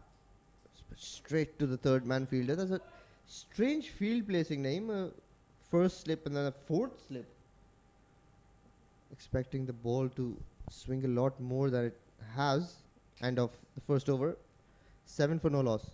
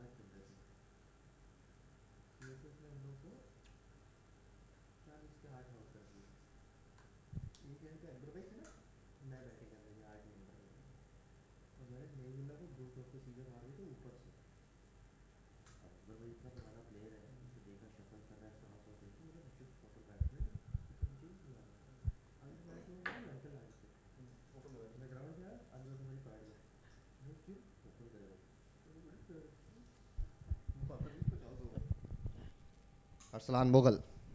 He gets the ball to swing into the right-handers. There, as I said that, right on cue. Yeah, right on target. First ball there, Arslan. Giving no room away, starting on about middle and shaping in. No room to play any, to free the arms there for Scott. Watchfully played.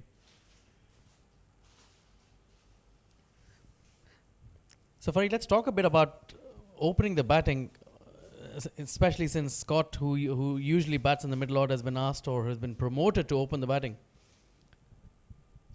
So, obviously you've got to make subtle changes to your technique to counter that new ball. But what about the mindset? Are you still looking to have the same mindset when you play in the middle order, or does that mindset also need to have a shift?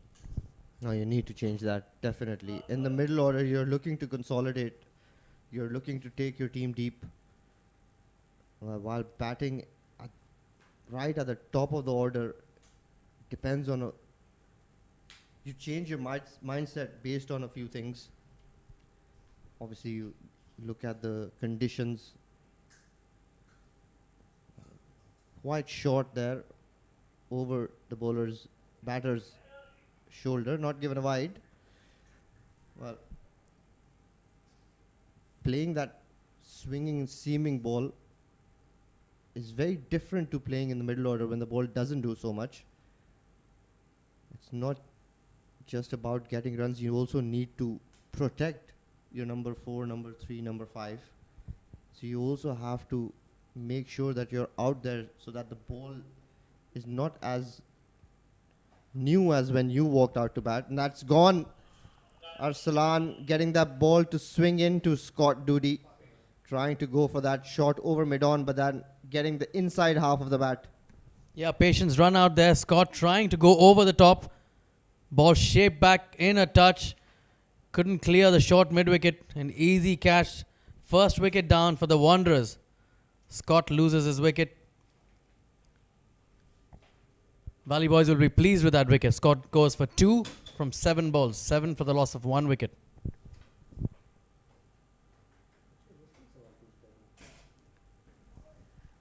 Age group cricket में मेरी as में मैं open करता था, लेकिन when I graduated to senior school team club, I was never opener.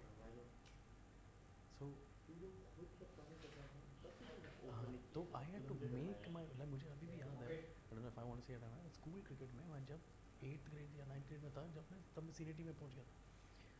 मुझे कप्तान ने कहा कि या तो तू 8 पे बैटिंग करेगा या ओपन करेगा, 2 से लेकर 7 बुक्ड है, तू डिसाइड कर. तो I wasn't confident to open, so I batted at 8. Second match उसने वापस यही पूछा था कि मैंने कहा मैं ले लेता हूँ. मैंने कुछ 60 बॉल खेल के 40 रन मारे सीमेंट पे. तो obviously I wasn't able to make that change, that shift to being open. Very next match मैंने 100 मार दिया, दूसरे मैच मैंने 100 मार दिया. But The skipper walks out to bat. His side in a little bit of worry. 7 for 1. Salan Mughal. Very well left there.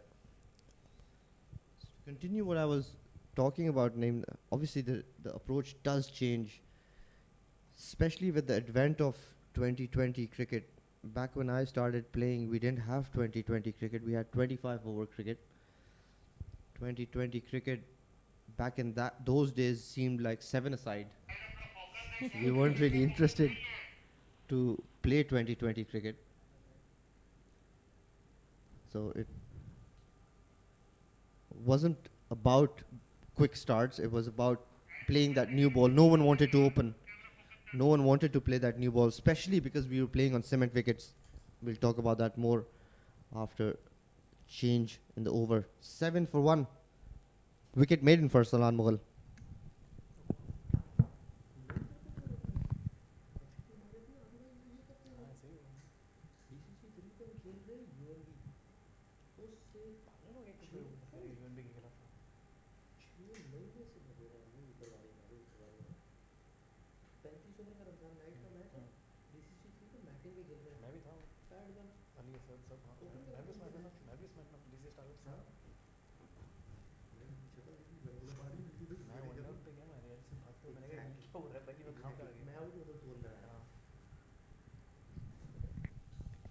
Rauf to continue.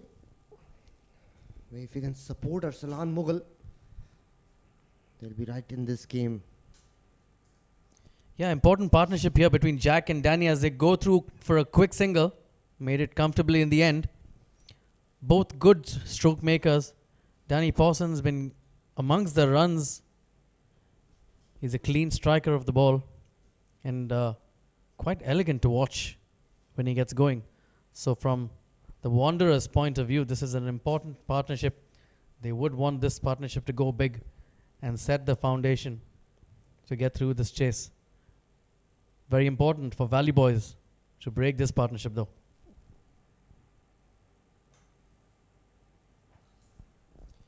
Again, the reason why I ask that question, Fari, is when you get promoted to start suddenly facing the new ball. We've seen in international cricket, Tendulkar used to bat in the middle order at 4 and 5, and that one series in New Zealand, when I think Navjot Singh Sidhu was sick, he was asked. I mean, in fact, he volunteered to open the innings, and we saw Virendra Sehwag batting at 6. And these guys have changed the way the international game's been played. So it is a make or break. It's a great opportunity to go out and face that new ball. But it is a lot of pressure as well, because how you play sets the tone for your number 3 or number 4 batsman. If you look very shaky out there, the entire dugout's nervous. But the minute you start creaming those boundaries, everyone's confidence is sky high. Well, I think you set out for the entire batting unit, Nemo. It's how you go about things right at the top is what gives confidence to your partners. Meanwhile, there's a break in play here for some reason. It's that run out, handling the ball. Not entirely sure what's happened here. The fielders seem a bit confident. We'll need to find out what exactly has taken place.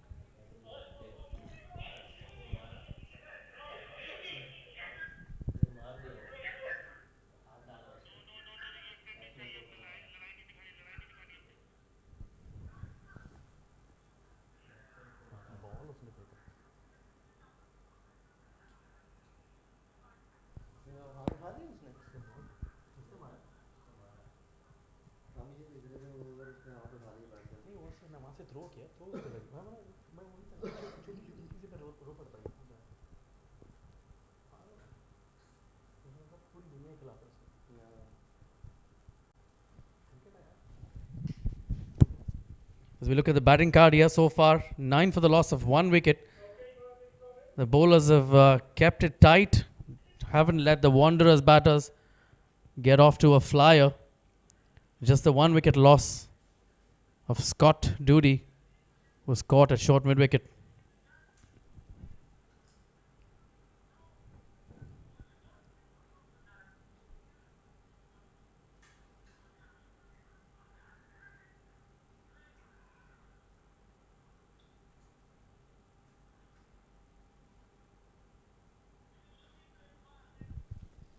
Bit of a break in play here.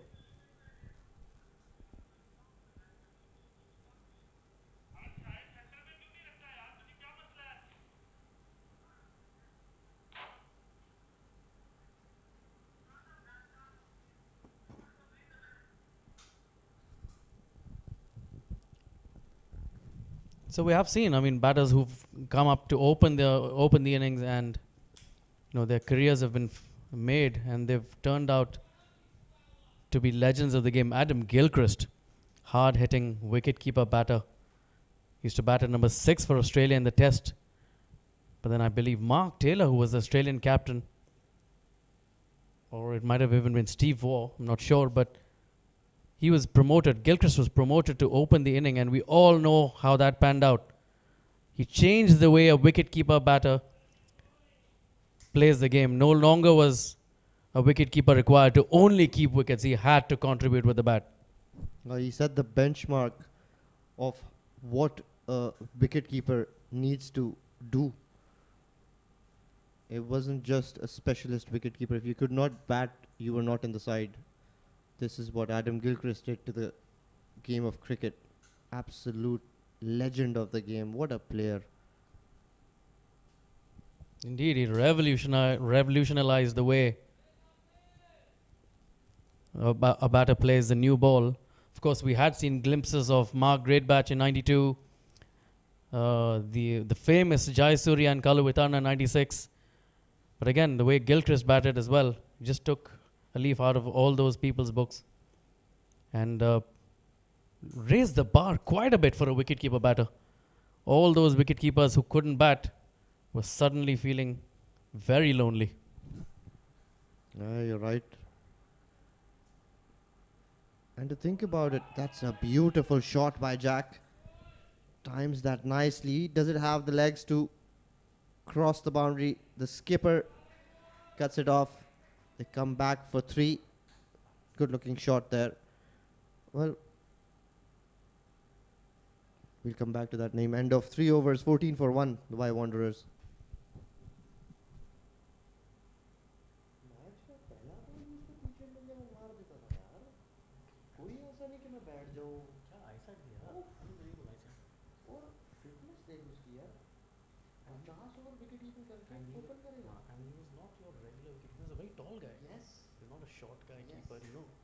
Historically, आप कहते हो ना कि छोटी गत का होता है, tall guy, left-handed, and he used to dive to the right, like to his non-natural side, and make things look so easy.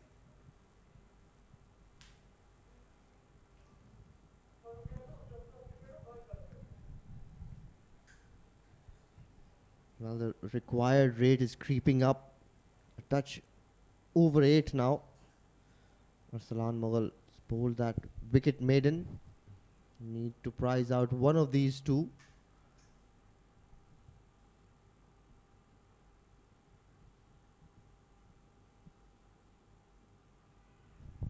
It's down the leg side. Yeah, Jack may have felt that he would have missed out. Should have got a better bat on that. Would have flown away for the boundary. There is no deep square leg fielder.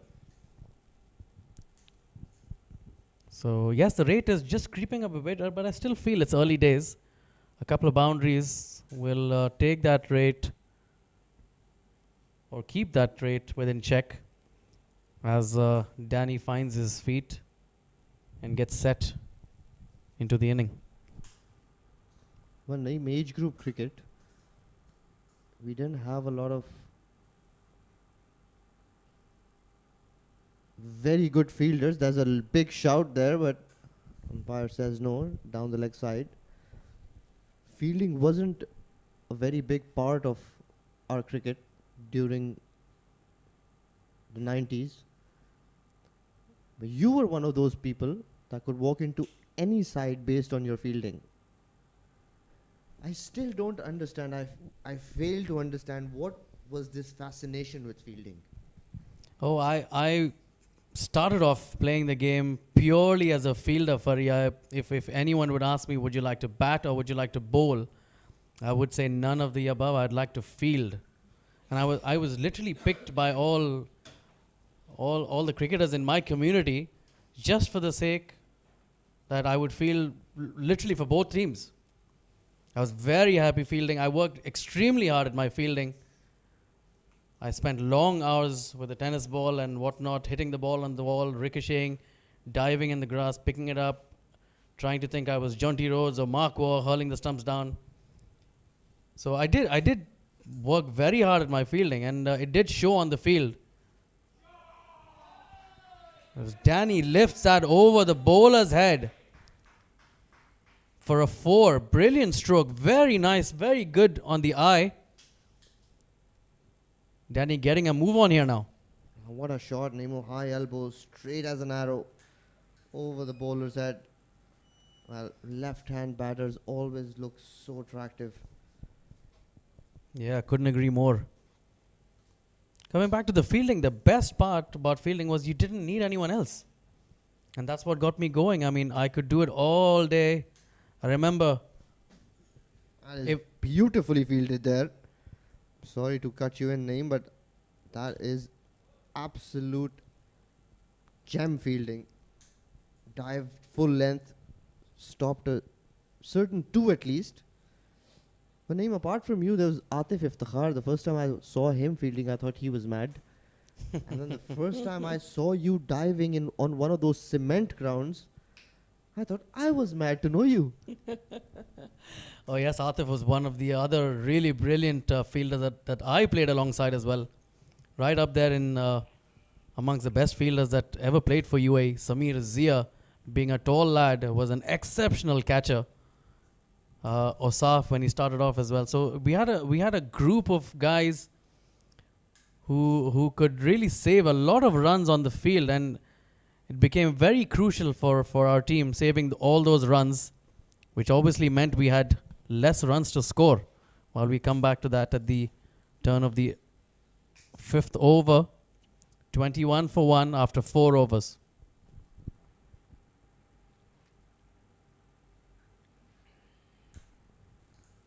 घर पे tennis ball लेके ऐसे करता रहो, slide tiles में slide करके ना पकड़ता रहो।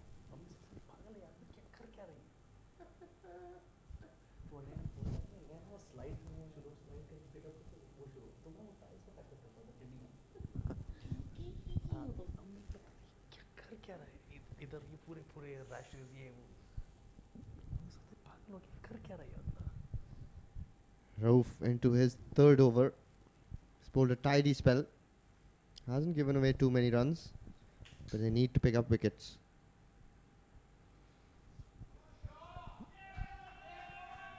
Gets through the covers there. Another drive by Jack. Crosses the boundary line. An important boundary. So Jack also getting going now. 2 boundaries in the space of 3 balls. So Dubai Wanderers realizing the need to get a move on. And playing it safe, not taking any undue risks. Hitting the gaps, keeping the ball along the ground when needed, going over the bowler's head. So risk-free cricket here. Now this is a splendid shot. Didn't try to overhit it. Just waited for it, let it come to him, and then crest it through the gap there. And that's bowled short, and that skids through before Jack could try for that pull shot. We're talking about Samir being a very good catcher. His catch at the Asia Cup comes to mind. Jayawardena, was it? He took the catch of Avishka Gunawardana at the long on boundary. I think Avishka got a 70 odd. He slogged it towards wide mid on. Samir ran a good 10-12 yards. Took a low diving catch to his left. It was a very good catch. He also got the wicket of Kumar Sangakkara, the prize wicket of Kumar Sangakkara. That's a scalp he will remember for a long time. Just as we say that, Jack deposits that one over the fine leg boundary for a 6. Testing him with a short one again, Rauf. Complete control of that shot, Fari. Talking about Kumar Sangakkara, look at that short name. What a shot. Swivel to perfection. Got that right at the meat of the bat. That flew away for 6. The runs coming now. So this is what the Valley boys needed to do. Just stick around.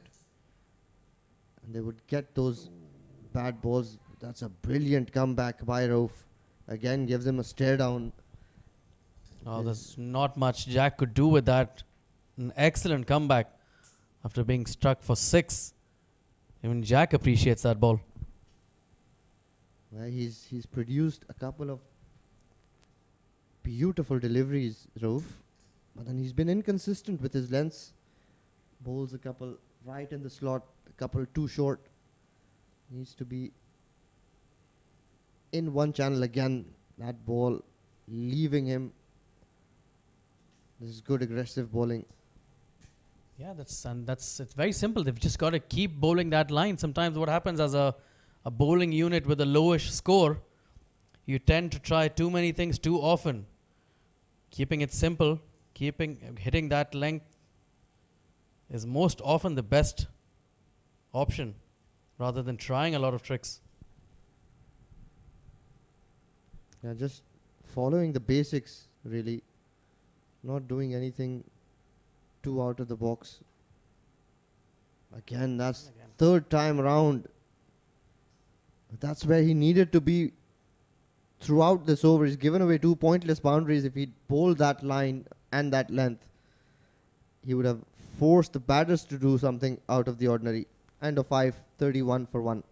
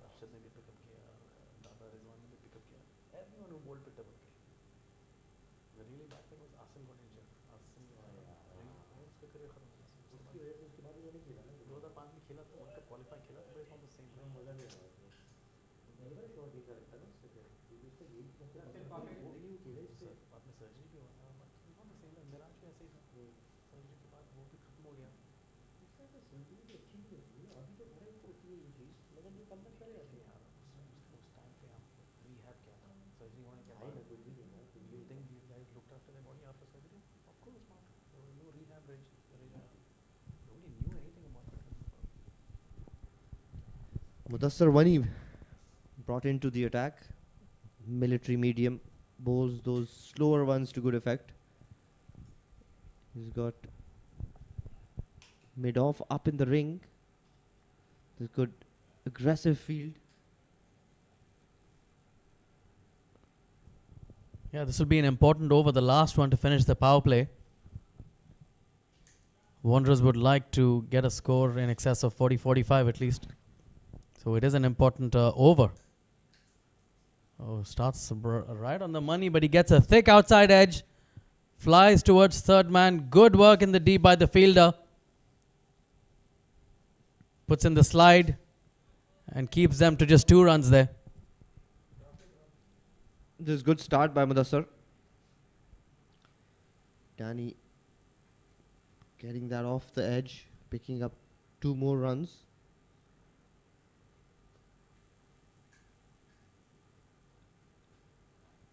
Slowly the run rate started to pick up. 6.39 now. Required run rate still above 8. But that shouldn't bother them. This is a true wicket. That's poor wicket keeping by Majid. We expect him to do better than that. Mudassar again bowling across. Danny trying to go over that extra cover region. Misses out, I think, Naeem. Yeah, indeed. There was a lot of room there. It seemed to have gone on with the arm, with the angle. No one deep at the covers, so Danny would definitely feel like he missed out over there. Should have done better with that ball. Again, well bowled. He's going to attack the stumps. Needs to attack the stumps. Valley boys need to bowl a lot of dot balls. Try and tie one end up. Maybe that's how they can prize out a wicket.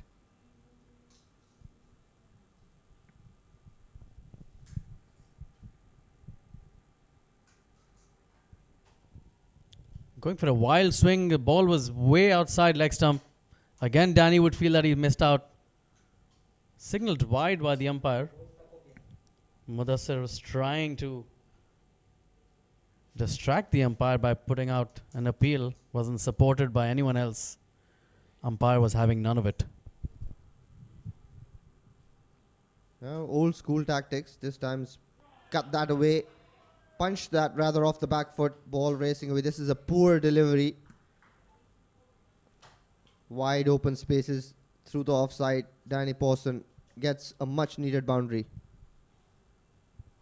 Yes, important runs as we come to the conclusion of the power play. So getting these boundaries is the order of the day. Definitely what Wanderers want. Still 2 deliveries to go in the power play. Already accumulated 7 runs, risk-free runs. They're playing smart cricket here.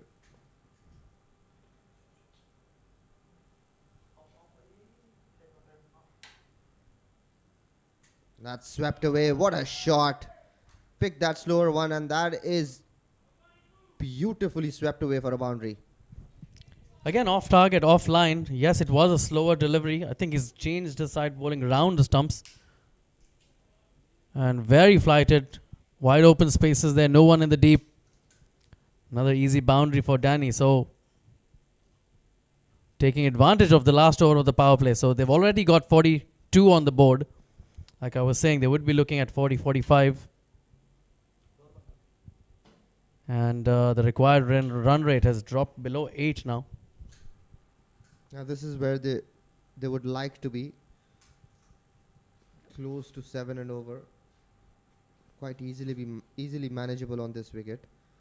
Comes round the wicket now. Easily played towards mid-off, and poor fielding there by Saqib Amin gives them an extra run. So a very good end to the power play. 44 for 1 by Wanderers, end of 6.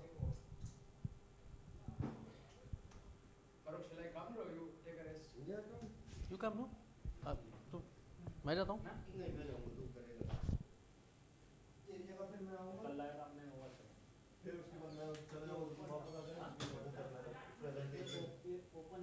तू कर रहा है ना पहले.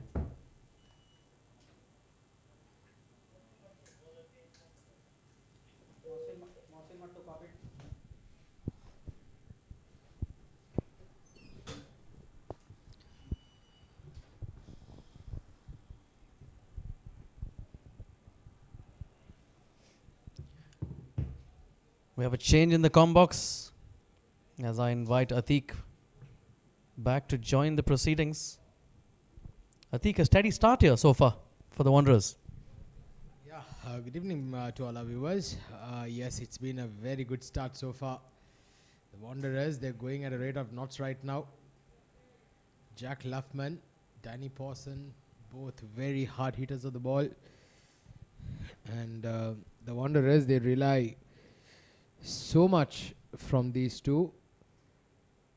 And they're definitely delivering the goods tonight. And there you go. That's very close. The umpire lifts his finger, is it? No, he is not. I thought he was slowly lifting up the dreaded finger to see he was pointing that he was going down the offside. Looked like the point of impact was on off stump. Not sure if it was actually missing.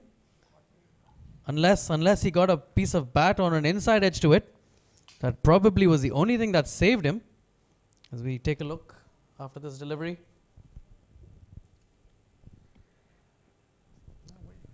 Well, he's got a single there, but yeah, that's going to be a very interesting replay. Yeah, here you go. Look at that. Oh, I think it was a good call. Perhaps it's touch and go. If the DRS was available, it would have been umpire's call, wasn't it? Not entirely sure. I agree with you. I think I don't see any bat over there. I just feel that Mohsin's been hard done by. It looked like it hit the back foot. It was a full ball, not there to sweep. So, lucky escape for Jack. I just felt that perhaps the point of impact where the ball hit was more towards the outer part of his back leg. So, there is a chance, like you said, it does look quite adjacent to the off stump. But then again, the umpire thinks otherwise. He's the man that matters, Atik. Doesn't matter what we in the comm box think. It's his finger stayed and his hand stayed down, and that's what matters. We can deliberate all we like. Yes, absolutely. Well, then again, in that delivery, I thought that was a boundary. But I think the fielder in the deep just managed to bring his football skills out. He goes, sweeps it. Very much prefers that shot there, Jack Luffman. Yeah, he picked it up from way outside the off. A bit of premeditated sweep. I guess he was looking for that sweep. Even though the ball was well outside the off, he still went through with a shot. Last ball of the 7th coming up. Comes down the track, plays it straight down to long on. He gets a single and keeps strike. The skipper. So 7 overs done. 50 is up for the Wanderers inside the 7th over. 50 for 1. 7 overs, 50 runs. 7 overs, 50 runs.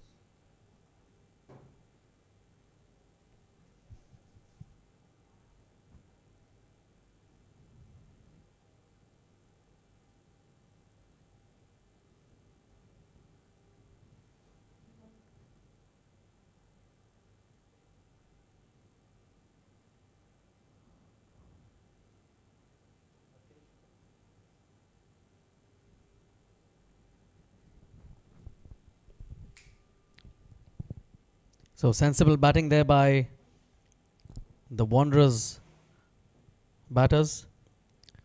Pinching those singles, trying to keep the scoreboard moving, waiting for that bad delivery. It's very important, Atik, that you don't play out dot balls, especially in T20 cricket, and try and rotate and take singles every now and then, and don't add or pile on the pressure on yourself by eating up those dot balls. That's what I think when you look at these two batters, they've done it quite nicely so far. I mean, look at the previous over. It went for 7 runs by just playing risk-free cricket, just rotating the strike around. And now here again, first ball of Mudassir when he's over, just neatly nudges it down to mid-on. So, like you said, strike rotation is a very, very crucial aspect even in T20 cricket. There you see, once again, playing with soft hands, just playing it in the gap. All he had to do was just get a bit of placement, hit it in the gap, and he gets an easy 2. That's risk-free cricket for you. That's right. Long square boundaries here at the ICC Oval 2. Just playing it very softly, ball stopping somewhere close to the 30-meter circle. Comfortable 2 there. So again, very good cricket. You don't need to do it in boundaries. You can easily pinch 6 or 7 every over by those singles and doubles, and the current run rate is at 7.2 and they require about 7.8, so well in control of the game. Oh, leg side wide given. Imran Munir getting some exercise out there.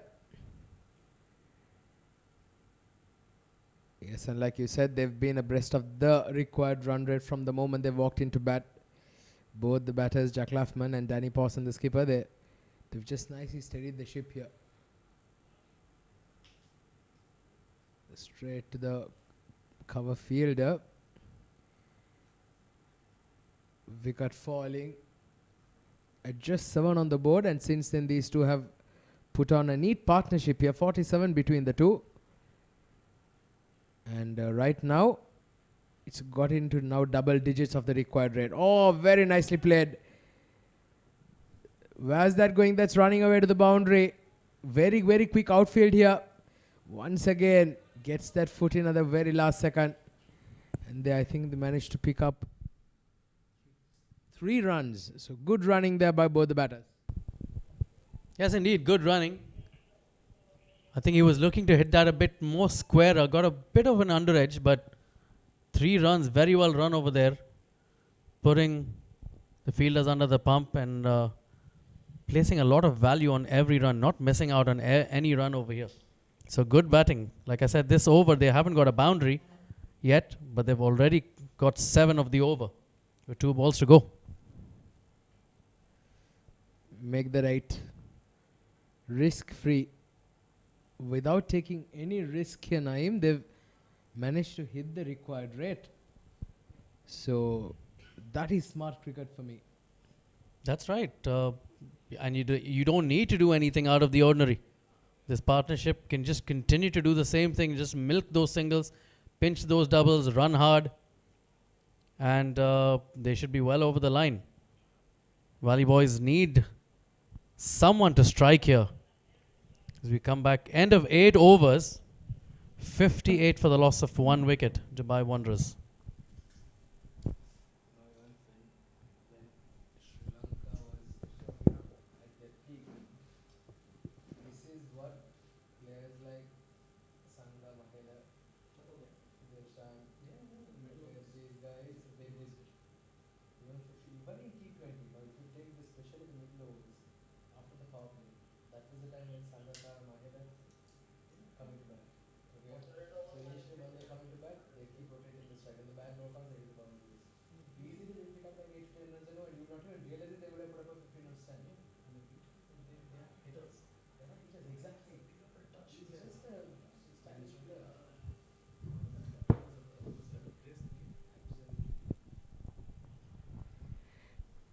$58 for 1. Wanderers, 8 overs done.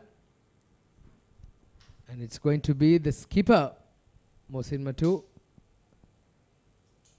He's taken the ball. He's taken the onus on himself. He knows that he needs to get a partnership broken here.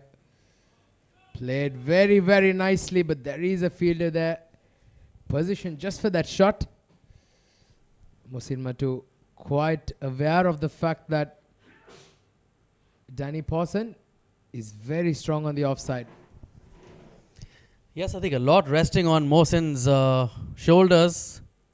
A lot of peel, but it looked like he got an inside edge to the naked eye. May have got an inside edge onto the pad. But yes, a lot rests on Mohsin's shoulders. He's the man with the experience. He's got to pull out something from his bag of tricks and break this partnership. Otherwise, it could get way too easy here for the Wanderers. Well, mark my words here, Naeem.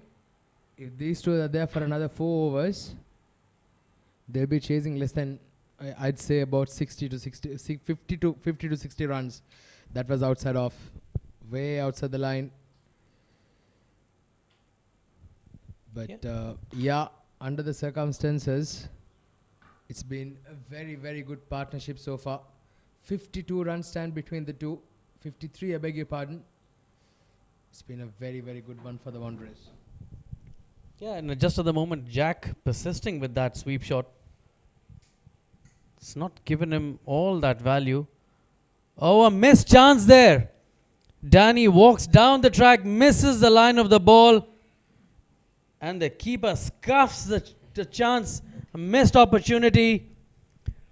Just got up way too early. Did not collect, as we see there.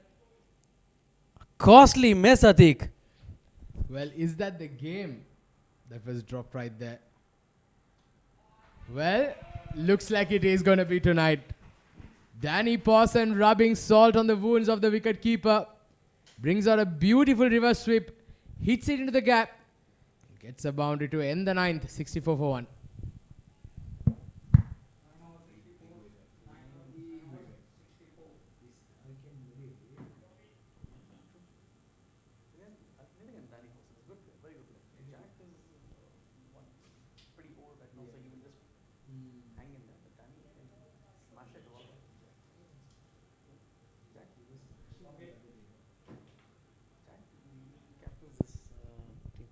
As we take a look at the scorecard, Jack Luffman, the opener, still batting it out there.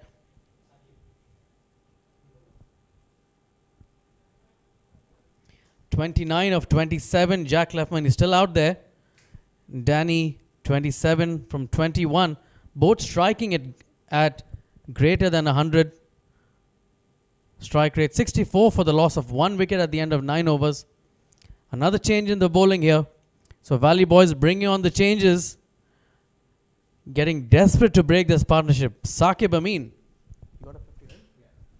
who earlier got a 50, has been entrusted to break this partnership. Jack still persisting with that sweep, although this ball was pitched outside leg. But again, coming to that missed chance, Atiq, could prove very costly. This partnership could easily get on and get the game done with. A chance they will rue for sure, Valley boys. Well, only time will tell, isn't it? Just time will tell how costly that's going to be. Quick single been taken. But you just cannot afford to miss either of the two batters. I'd say both of them, Jack Luffman and Danny Pawson, can be quite devastating once they get their eye in, especially the skipper Danny Pawson. He's got some tremendous power. There you go. He swept that. Where's he got? Straight down the throat. Off the fielder, deep square leg. And it is Jack Luffman who has to depart. So partnership been broken. And it is that man Saqib Amin who's having a brilliant day today. Yeah, he did it with the bat, and he's the man with the golden arm. Sometimes that's what cricket does.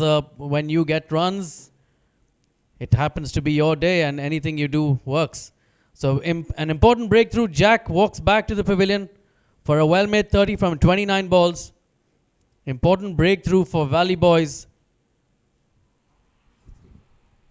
64 for the loss of 2 wickets here.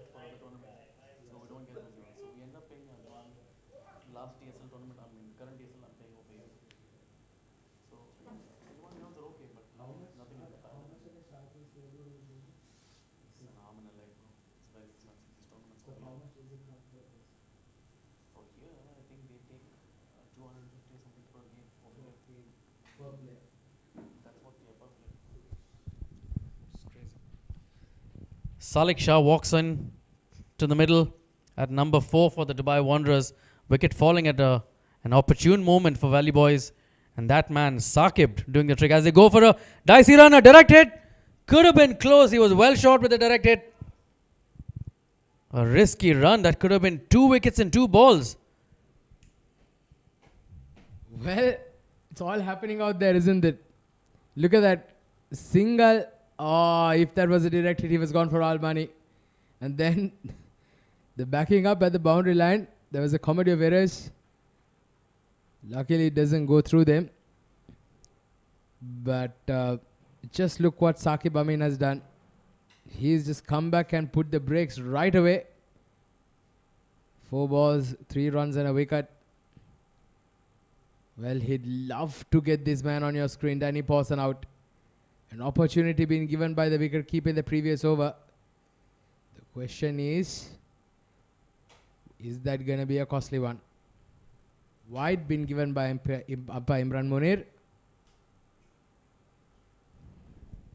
Yes, I think every batter who's been given an opportunity, most likely any top order batter will definitely make you pay. And we'll have to wait and watch if Danny will do the same and make this into a big one. The captain giving the ball to Mohsin in the previous over, the man with the experience, and he almost came good. Keeper getting up a touch too early and didn't ride the bounce, got up way before the ball bounced and just couldn't grasp that ball. As we come to the end of the 10th over, 69 for the loss of 2 wickets.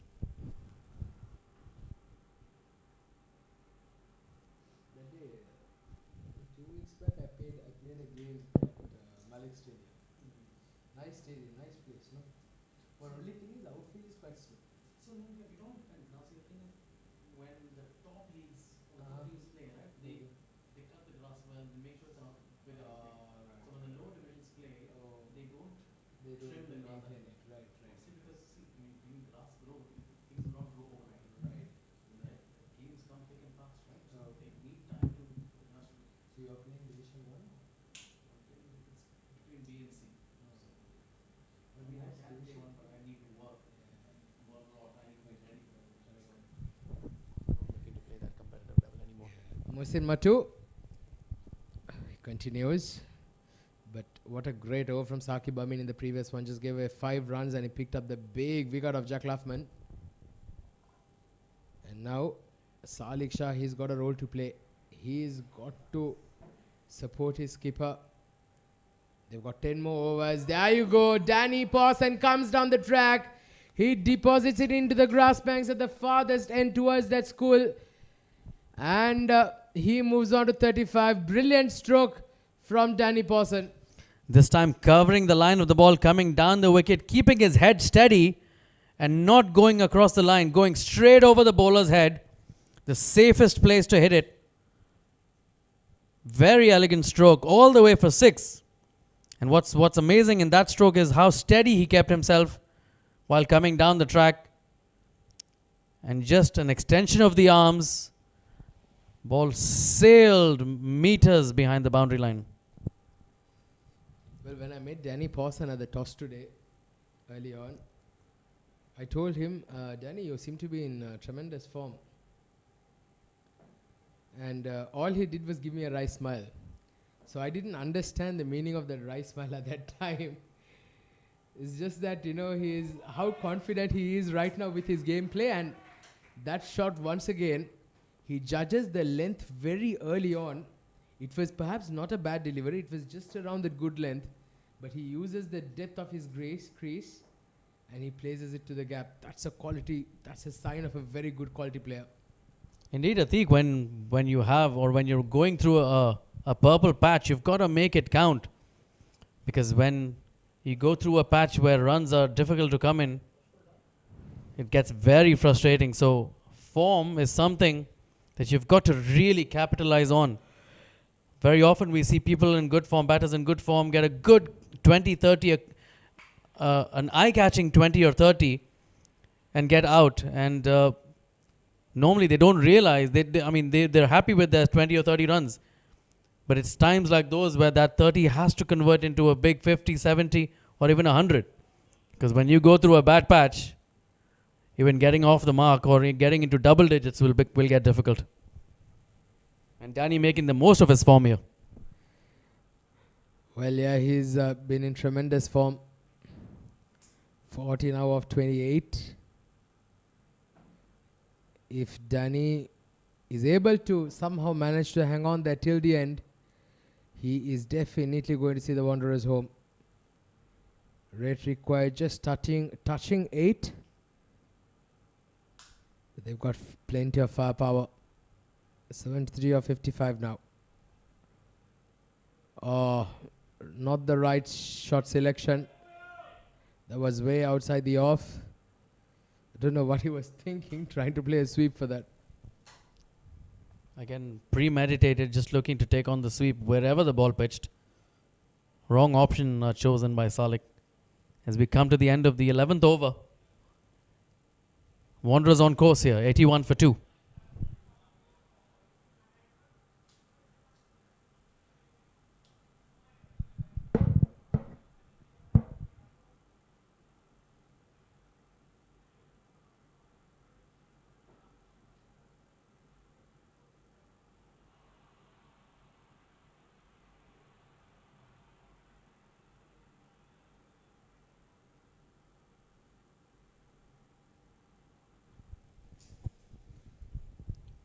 So Saqib to continue here to start off the 12th over. Game is still in the balance, but Valley boys will definitely need 1 or 2 wickets here to feel a little more confident.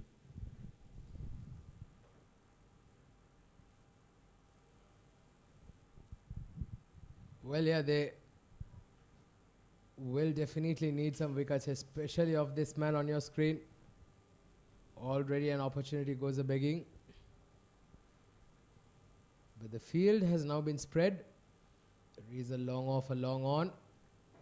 A deep mid-wicket and a deep square leg on the boundary line and a sweeper cover. It's another wide being bowled. These extras have been a cardinal sin. These teams have just not been able to kind of limit these extras. Both teams are guilty of this fault. I think Saqib's trying to keep it tight to Danny by not giving him any room. He's bowling right arm over, so that definitely takes leg before out of the question. Not giving him any room. So trying to attack the leg stump line. Danny Pawson walks down the crease trying to hoik that over mid-wicket. Loses his stumps. The keeper makes no mistake on this occasion. So Danny Pawson not making the most of his opportunity.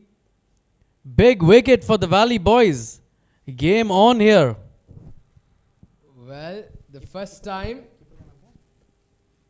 an opportunity was given, but this time no opportunity is being given. It was Majid Manzoor behind the stumps.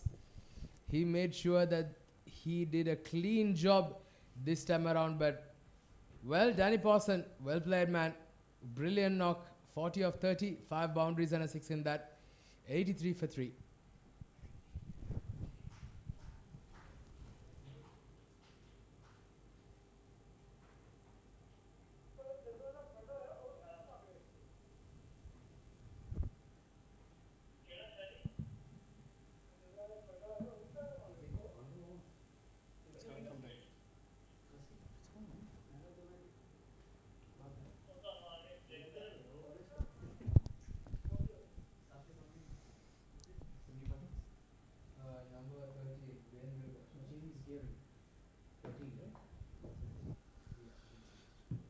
So big wicket here for the Valley boys. They've made an important breakthrough, striking at the right moment, just when this inning was beginning to take flight. James gearing the new man in, but Atiq, that man, Saqib Amin, once again, he did it with the bat. He's doing it right now with the ball. Well, they say when it goes right, it goes right. And when it doesn't, it just doesn't, no matter what you do. So it's that kind of a night here for Saqib Amin. He's got to grab it with both hands. He's got to make sure that he keeps bowling those tight lines and lengths. And if he can get another wicket or two here, it will put the Valley boys in a tremendous position. Yes, that's right. Again, Saqib's got 2 more overs after this. So the Valley boys skipper will definitely be looking for Saqib to pick up another couple of wickets here. It could just turn out to be his night. Well, I think it's already his night so far. He's been exceptional, hasn't he? With the bat, with the ball. And what a spell. It's been 2 for 8 of his spell of 2 overs so far. Still he has 2 more to go. 12 overs done. Wanderers 84 for 3.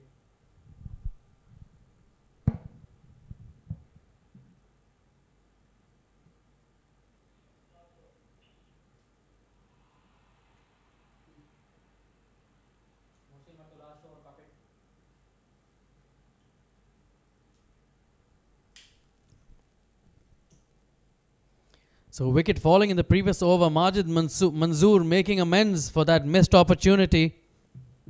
He's put his team back in contention right now, bagging that all-important wicket of the Wanderers skipper Danny Pawson as we watch Mohsin to bowl his final over. He's gone wicketless. He's been a bit unlucky. There have been a couple of close calls. But he's doing an important job here for his skipper. Yeah, he's supported Saqib Amin quite well here, Mohsin Matu. Scored, just given away only 22 of his 3.1, so he's just going at just about run a ball.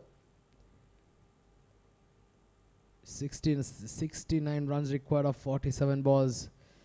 Well, it's hotting up here, isn't it? It's quite cold here in the comm box, but with the action that's unfolding out there. Oh, that's nicely played. Has he got the gap?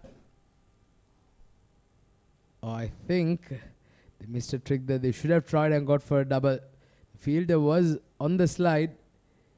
They should have run a bit harder there. Yes, Atiq, like you said, it is cold in the comm box. I am a pretty cool guy.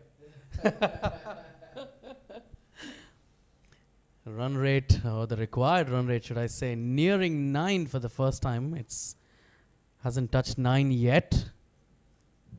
But a couple of quiet overs could well and truly take that over the 9 run rate. As we see Salek going big, going downtown, clearing mid-on with ease.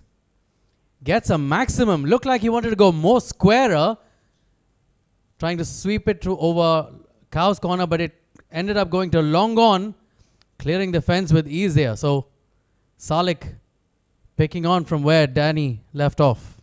That was a tremendous shot, let me tell you. I thought for a second he had lobbied it straight up in the air down to the mid-on fielder's hand.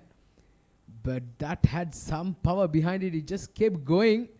The moment it was airborne, that was the kind of power that Salih Shah had generated on that brilliant shot. Wanderers now 91 for 3. They need to keep doing this, especially like you said, rotating the strike is very crucial. Hit a 6 and then the very next ball, he hits a single. And Naeem, well, you're saying that you're a cool guy. Well, the moment you got that Sehwag's run out, you know you are an all-time cool guy, my friend. No, absolutely, and there's no one can take that away from me. I think that stays with me for the rest of my life. So, yes, that's my cool moment. That's my cool moment. That's my moment of basking in the sun. Yeah, moment of glory, wasn't it? Amazing stuff. But unfortunately, the world of cricket was just not unfortunate to see the kind of talent that this man next to me possesses. I've been told that he bats a lot like the legendary Aravind Silva. Very unfortunate. I hope one day I'll get to see him from the opposite end of the crease. End of the 13th, it's 95 for 3.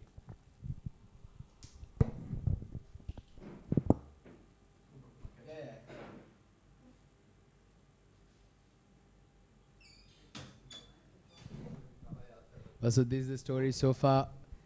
Jack Luffman and Danny Pawson, the only contributors. Jack Luffman, 30 of 29. Danny Pawson, unfortunately, getting stumped there for Majid Manzoor. He was given an opportunity previously. It was spilled, but the second time round, Majid Manzoor made absolutely no mistake whatsoever. With regards to the bowling, well, 1 wicket for Arsalan. And then right down, it's that man of the moment, Saqib Amin. What a day he's been having. 2 overs, 8 runs and 2 wickets. Just cannot get anything better than that. That's fantastic stuff. He's having the night of his, perhaps one of the best days for him on the field. And well, we're now coming towards the latter part. So, asking the question, but that's definitely outside leg. It pitches outside leg as well. He's been given the third over as I welcome good friend Farooq Hazmi back into the com box. Welcome back, Farooq. Thank you, Atiq. This contest right in the balance can go either way. The required run rate still above 8, but they've got 7 wickets in hand. That will be the defining factor, won't it? Yes, absolutely. Wickets in hand. That's definitely going to mean for something. Oh, this time he skied it. Where has this gone? There's a fielder coming under it. And he takes it with his Salik Shah. He played a brilliant stroke early on. Again trying to repeat, get another 6. Just not getting the power. He got more elevation than distance there. And unfortunately straight down the mid-wicket's throat. And the 4th wicket now down now for the Wanderers. Salik Shah, he departs for 9 of 8. It's 96 for 4.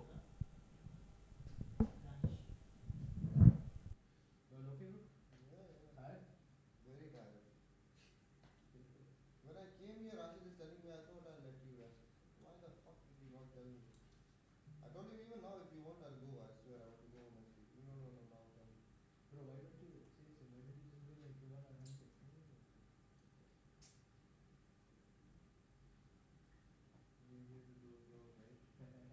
No point fucking about Allah's giving you halal rizq.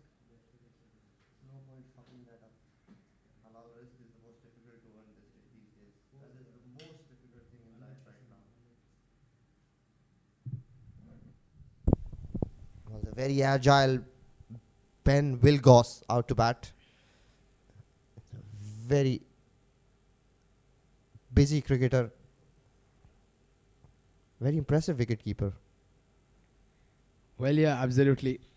One of the best in the business in the UAE domestic circuit. For me, there are 2 that stand out as far as wicket keepers are concerned. One is this man, Ben Wilgoss, and the other is Mohammad Salman of Gems Education. Very good wicket keeper, both of them. Very agile, very solid. But well, let's keep the wicket keepers for another time because it's all about this man on your screen. At the moment, 3 wickets for 9. What a spell he's bowling. Oh, there you go. How did that miss? That was an opportunity for the taking, Saqib Amin. He tries to use the back part of the hand and makes a big mess of that. An opportunity there for Ben Wilgoss. He goes through the mid-wicket region, 1 bounce. James Gehring. He hands it over back to Ben Wilgoss now. It's going to be interesting to see how he goes about. Ben Wilgoss, not very well known for his big shots perhaps, but he can rotate the strike. But with the situation going, they've got to take the game deep, isn't it? Yeah, if they can run hard, this is a big ground. They play into the gaps, run hard. This run rate is definitely achievable. But what a spell of spin bowling by Saqib Amin. He's picked out 3 very important wickets. And he's brought his game right back. 9 runs and over needed from here on. Dubai Wanderers 99 for 4.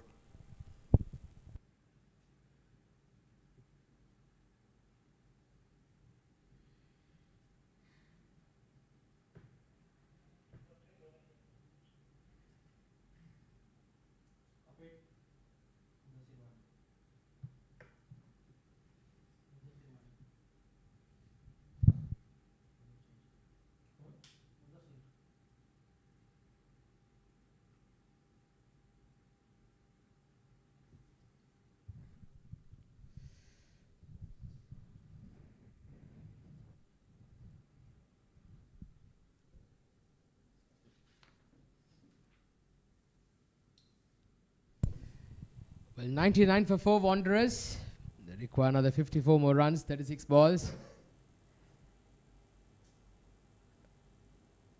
Oh, there's been a bit of mix-up. A direct hit. But the umpire, he remains unfazed. well nicely here. 100 up now for the Wanderers with that single. And well, the Valley boys, they realized when they kept losing those wickets in clusters towards their back end of the innings after Saqib Amin's dismissal, they could have easily lost about 25 to 30 runs there. I mean, how much would they wish they could have had those 25 extra 30 runs? Could have perhaps mean the difference between victory and defeat. Well, I think you're talking about 25, 30 runs, even 10 runs here would made a world of difference. That's played over covers. There is the sweeper cover. They'll just get one. If Mudassar Wani can bowl a 4 or 5 run over, again that run rate will shoot up. Scoreboard pressure is what gets you wickets. Needs to bowl a couple of dot balls here, Mudassar. Well, they've got to try and calculate it in a smart way from here onwards, both batters.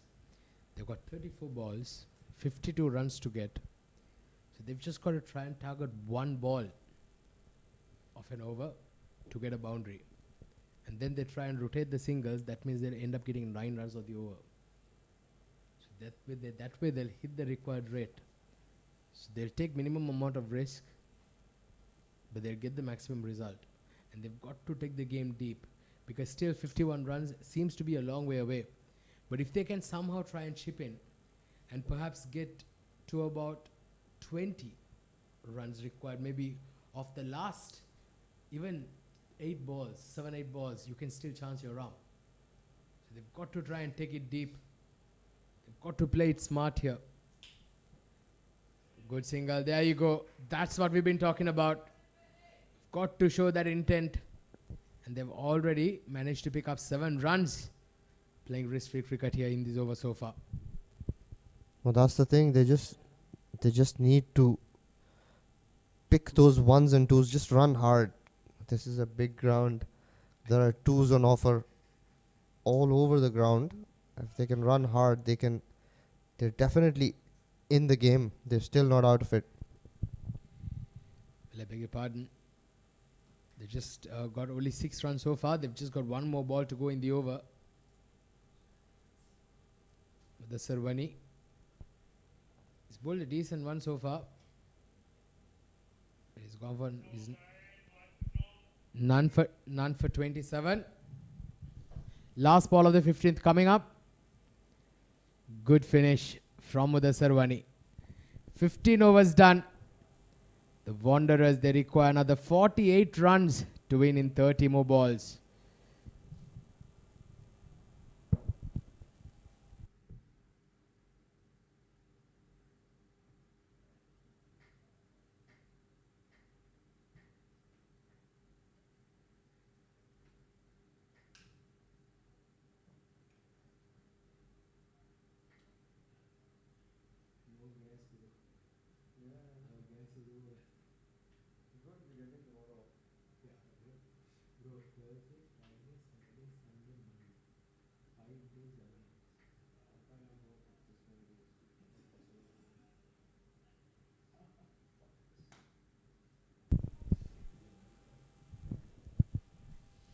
All right, so straight away comes down the track. James Gearing has absolutely whacked that over the mid-on fielders at for a 6.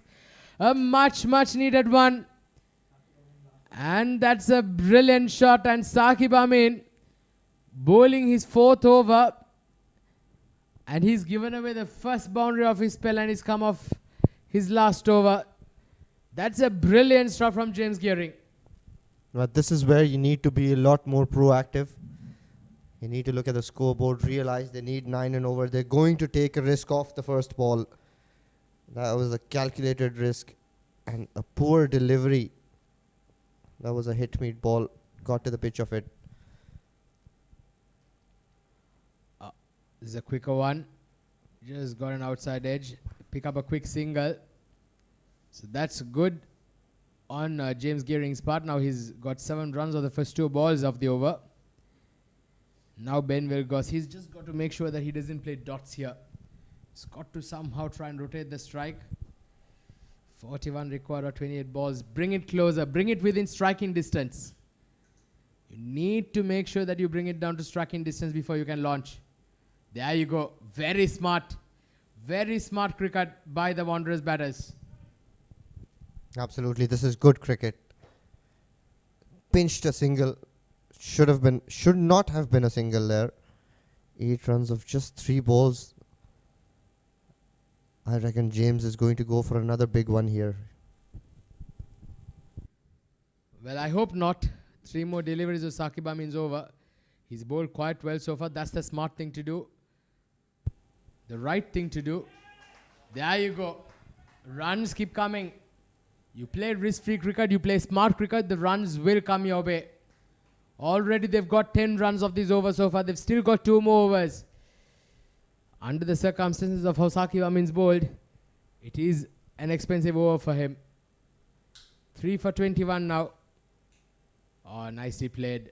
This is smart. Very, very smart batting by these two. This is very good batting. They've already picked up 11 runs off these 5 deliveries. They've run hard. This is what running hard does, puts the pressure on the fielder.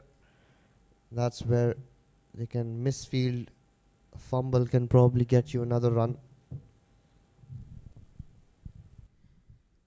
Last ball of Saqib Amin's spell.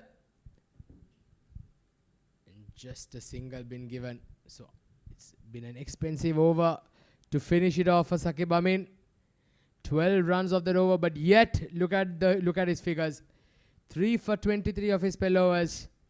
He's given his team an opportunity. He's given his team a chance to get into this game. 36 now required of 24 balls. Wanderers 117 for 4.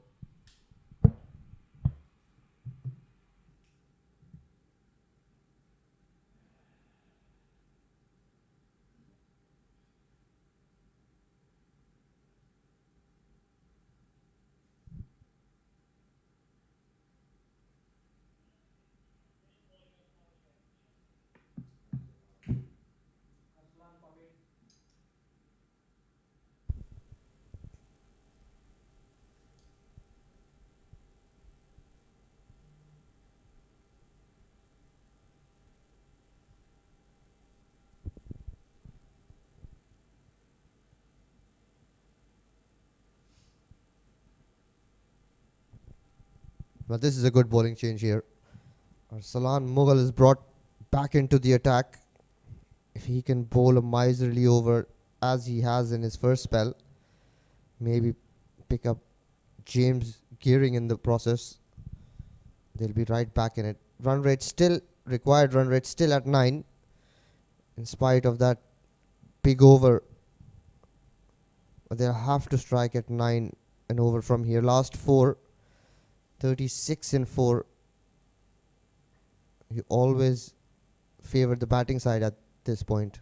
Yeah, when you have 6 wickets in hand, and if you've just got 36 to win out 24 balls in today's day and age, where going at 9 runs and over is not a big deal. Yes, perhaps 20 years ago, it would have been near to impossible. But today, with the kind of cricket that these guys are playing, and with streaky shots like that, well, 36 of 24 now becomes 32 of 23. That's how quickly these gaps can close. Very lucky for Benville Gross. Gets an inside edge, and it runs through past the fine leg region for a boundary. Well, that French cut makes the equation even better for Wanderers. They're already in the driving seat, having lost just 4 wickets. Can Arsalan prize out a wicket here? Slower ball, loopy slower ball outside off stump.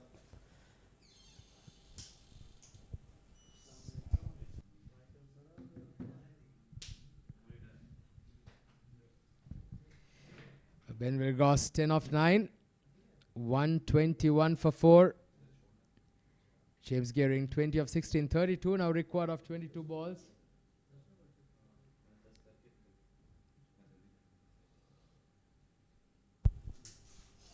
Nicely played, but there is a fielder in the deep. It's been given a no ball by the umpire. Well, how disastrous is that, Farooq? At this stage, when you're going at close to run a ball, 30 required of 22, then with a no ball, that is disaster. Well, I think the ball slipped out of his hand. It is very humid. This free hit can completely change the complexion of the game here. Right man on strike. They would want James to be facing this free hit. They can change the field. The batters did cross over.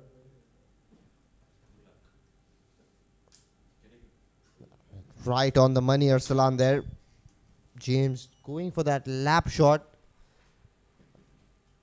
Dodge ball. Well, that was very, very lucky indeed. Wanderers, they'll be very disappointed that they could not utilize. They could not utilize that no ball. And Farooq is a very smart young man. He identifies the scoreboard. 1, 2, 3, 4 on the board, he says. Nicely played. Straight down, and he's got the gap for a 4. Well, we all thought that was just going to be a single. But James Gearing, he's playing a gem of a knock here today. 24 of 18, and how crucial this is getting to be, Farooq. Well, that the dew making the ball skid on off the turf. What looked like just 1 turns out to be 4. So game tilted towards the Wanderers' favor now. Expensive over by Arsalan. Conceded 10 of this 11 with that single already with 1 ball to go.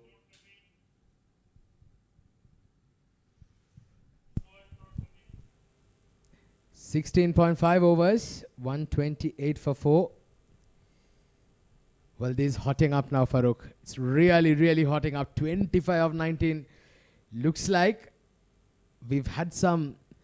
It's the 11th game of the season, and we've had some convincing victories. I think for the first time we're going to have a game that's going to go all the way down to the wire. Yeah, sure is shaping up to be a game that goes right down to the last over. Well, this was the reason that the Wanderers have sent Ben Wilgoss. Doesn't take too long, keeps rotating strike, and that's what they need. 129 for the loss of 4 wickets, 17 overs.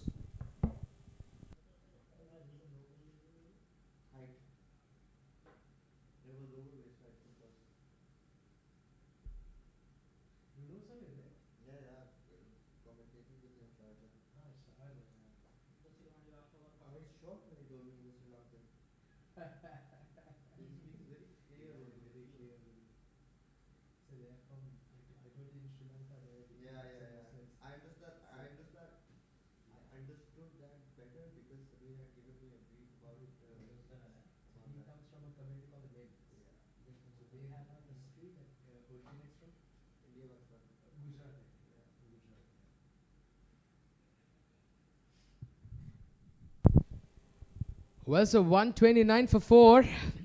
24 runs required of 18 balls. Well, ladies and gentlemen, stay tuned to your seats. Do not go anywhere, because this is hotting up and we're in for an exciting finish. But that's Rwani. Oh, he's asking the question. Looks very close, and umpire Munir lifts up his finger. Ben Wilgoss has to depart. And it's come at a very, very crucial period of play.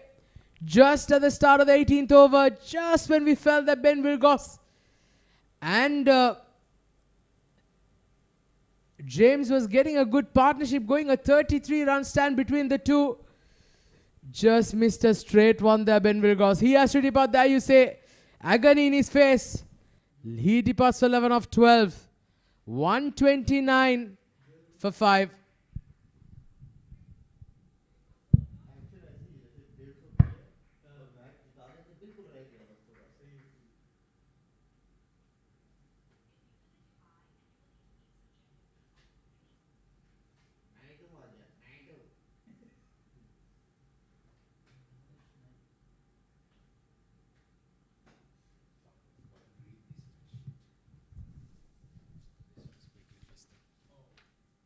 You want to do it?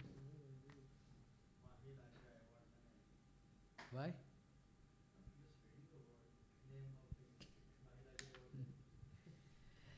Alright, so new batter now, Alesh Naidu. In at number 7.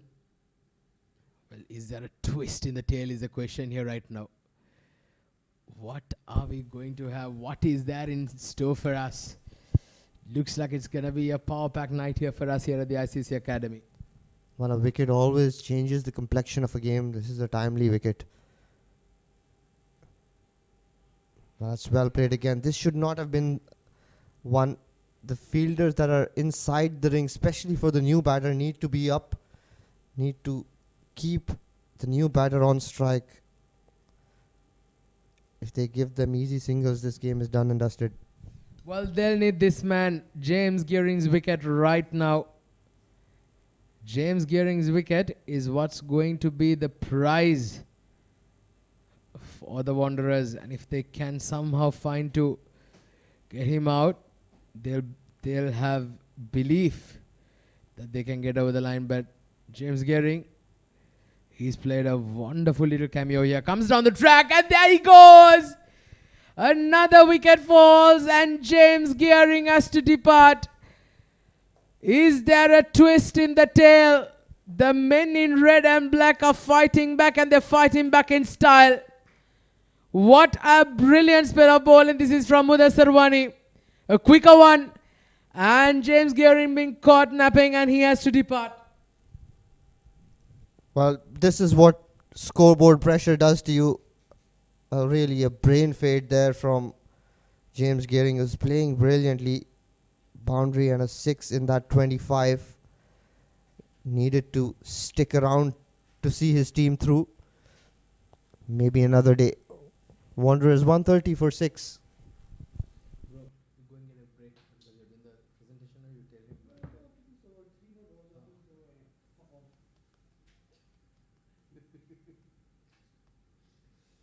I think he's having too much of lack of sleep. You need to go and get some sleep. You've been swearing too much today. That's what happens when I don't sleep. Even my family don't want to go through it. It gets too much, right? 2 days in a row, 3 days in a row is okay. 4th day.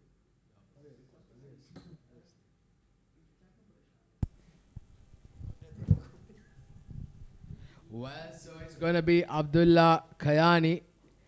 And straight away he blasts it through the covers. He's got a boundary of the very first ball. That's a brilliant stroke to get off the mark.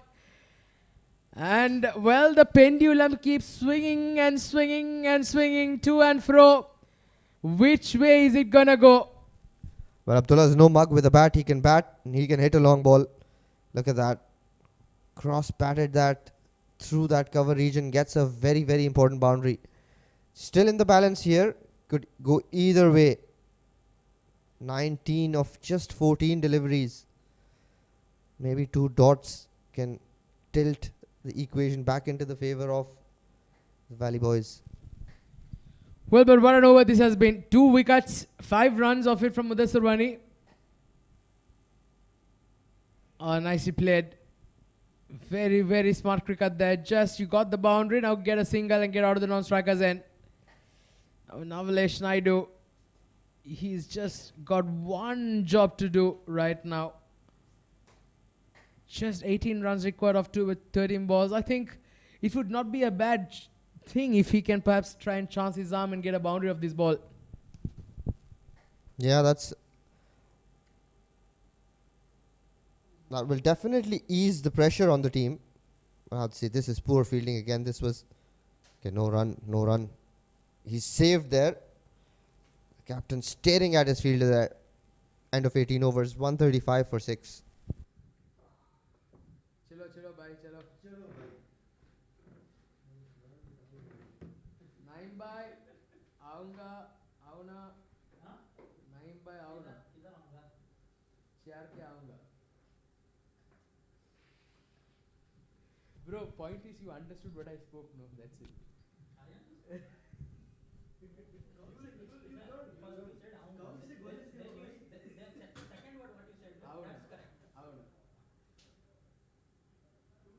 What is the difference between aunga and auna?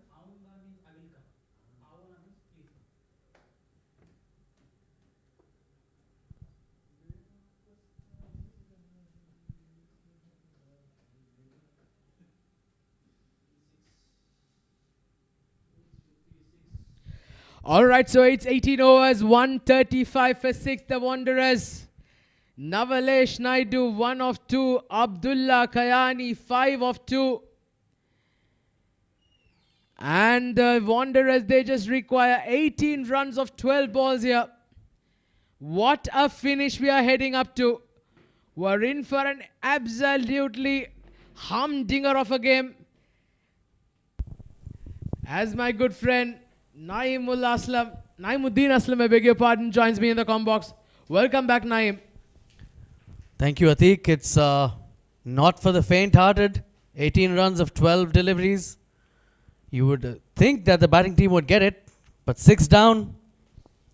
One more wicket here would make it extremely interesting as Rauf comes in. What a game. What a game we are having here tonight here at the ICCA Academy.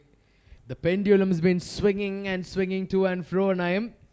Yeah. Still almost in the 39th over of the day, and we still can't distinguish who might come on top tonight. That's right. Danny's wicket, I think, was the turning point.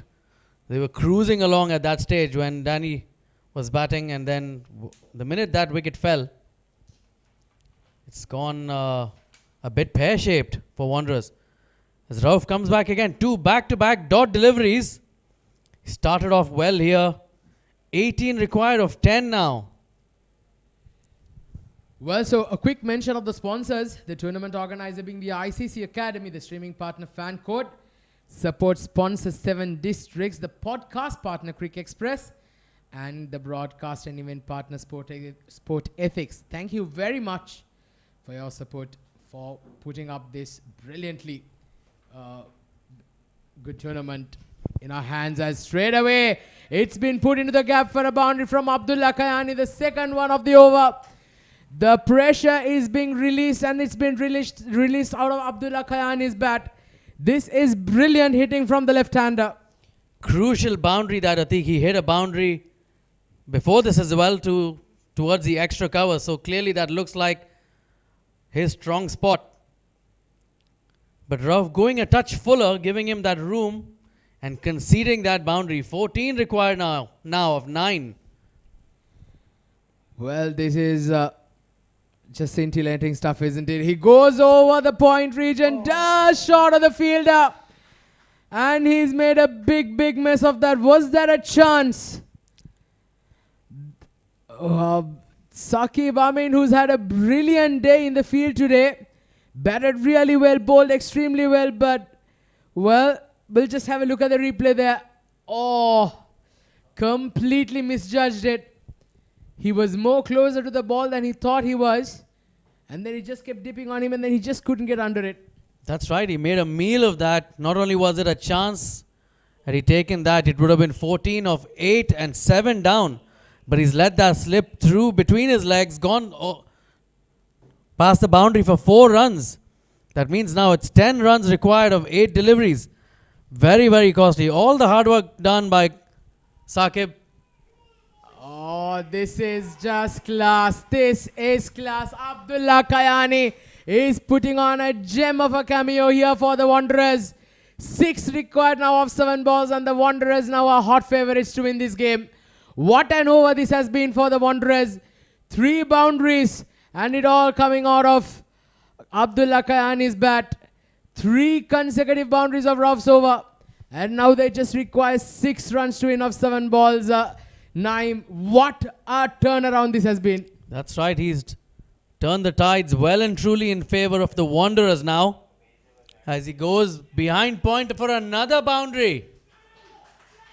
Oh, he's in a hurry now. I don't think they want to wait for the last over.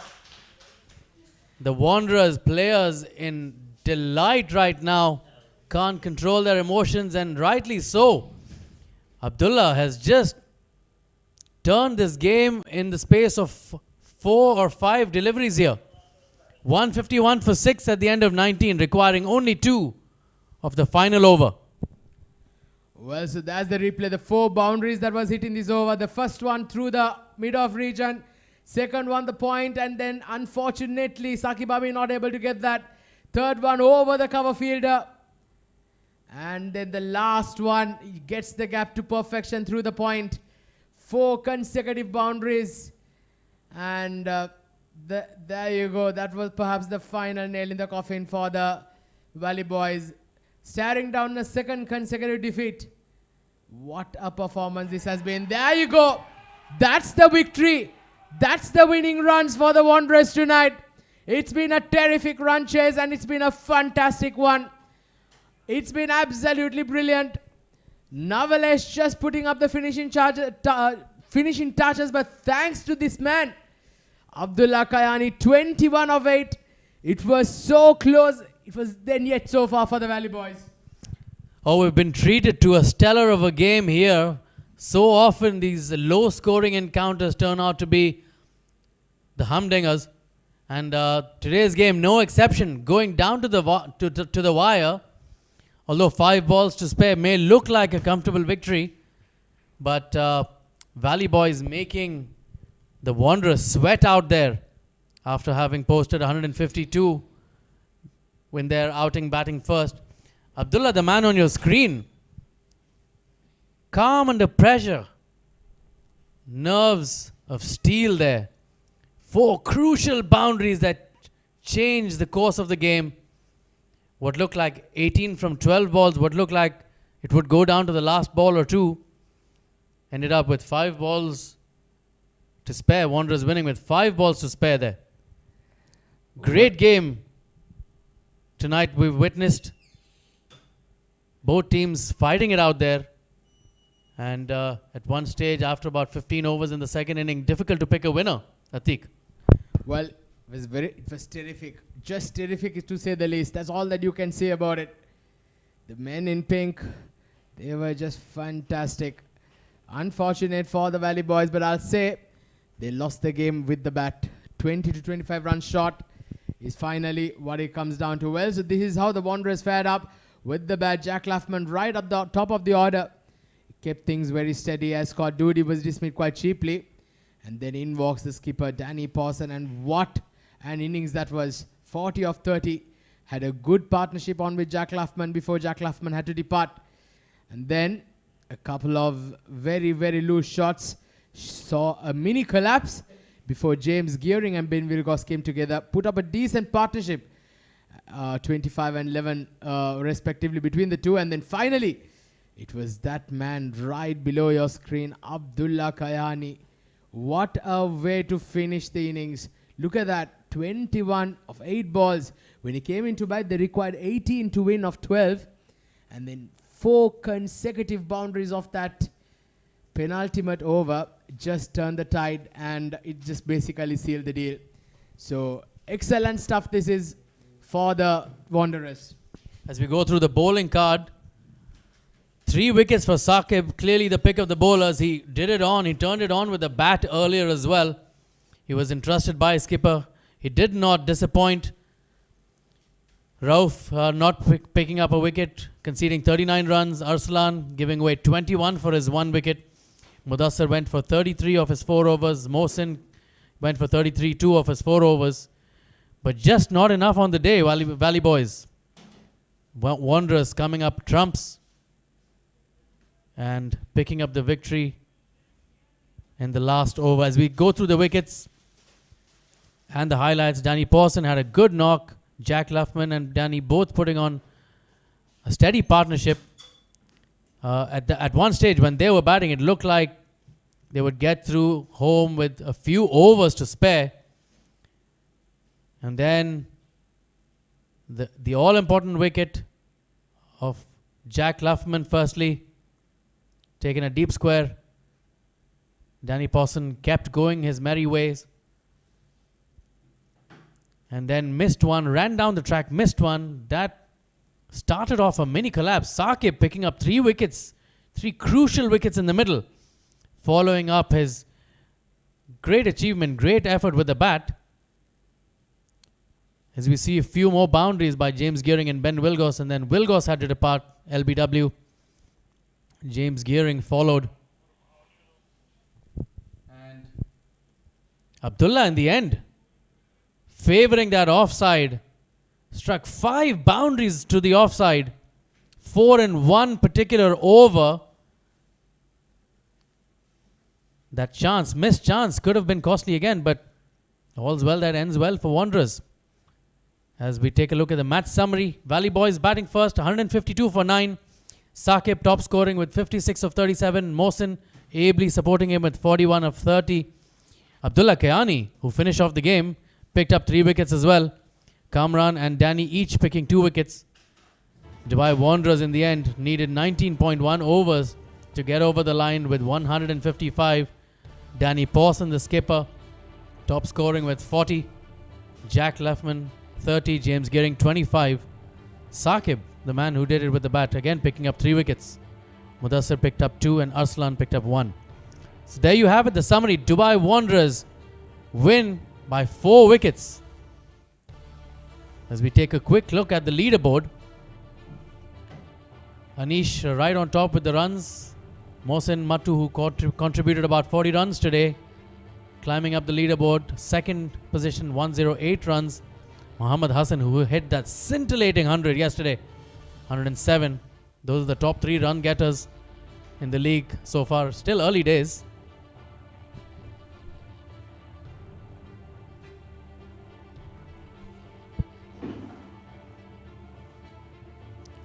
Right then, we move on to the presentation ceremony where we have Farooq Abbas,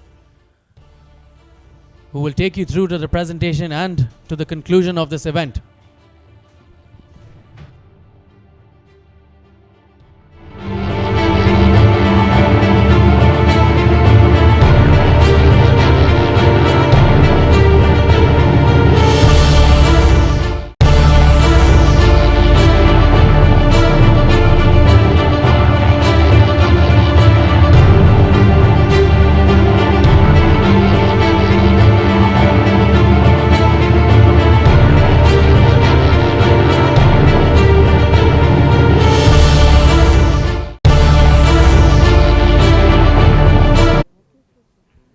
Hello and welcome to the post-match presentation for match number 11 of the Arabian Cricket League, which was played between Valley Boys and Dubai Wanderers.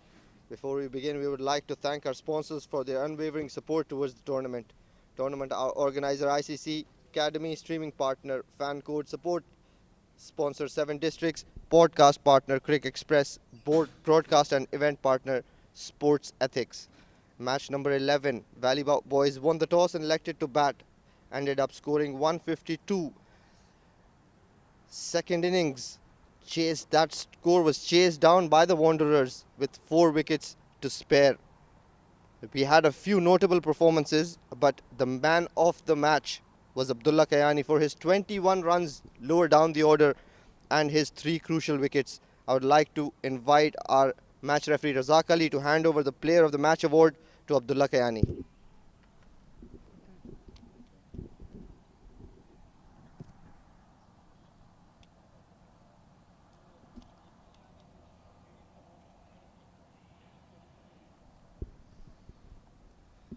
Abdullah, very well played. You came into bowl when the Valley Boys were well set. They were going along nicely, and then you picked out 3 crucial wickets. This is not a wicket that helps spinners so much. What was your thought process coming into this game? We discussed before the match as well that we're going to keep the ball in the stumps, right? Because it's a bit of up and down wicket. The wicket is a bit spongy. So I knew that if I keep the ball in the stumps, they miss and I hit, right? So it worked for me today. Brilliant stuff with the ball. Again, you walked out to bat with your team under pressure, needing about 18, 19 runs and 8, 10 balls. What were you thinking when you walked out to bat? You hit the first ball for a boundary. Yeah, I just knew I had to connect because the ball did become a bit soft, but I knew like I had the strength to like if I hit the ball properly, I'm going to clear the boundary. So yeah, I just had the belief and it worked for me today. You played a super knock and you bowled brilliantly. Good luck for the tournament. Thank you. Well, ladies and gentlemen, that's it for the presentation. See you tomorrow.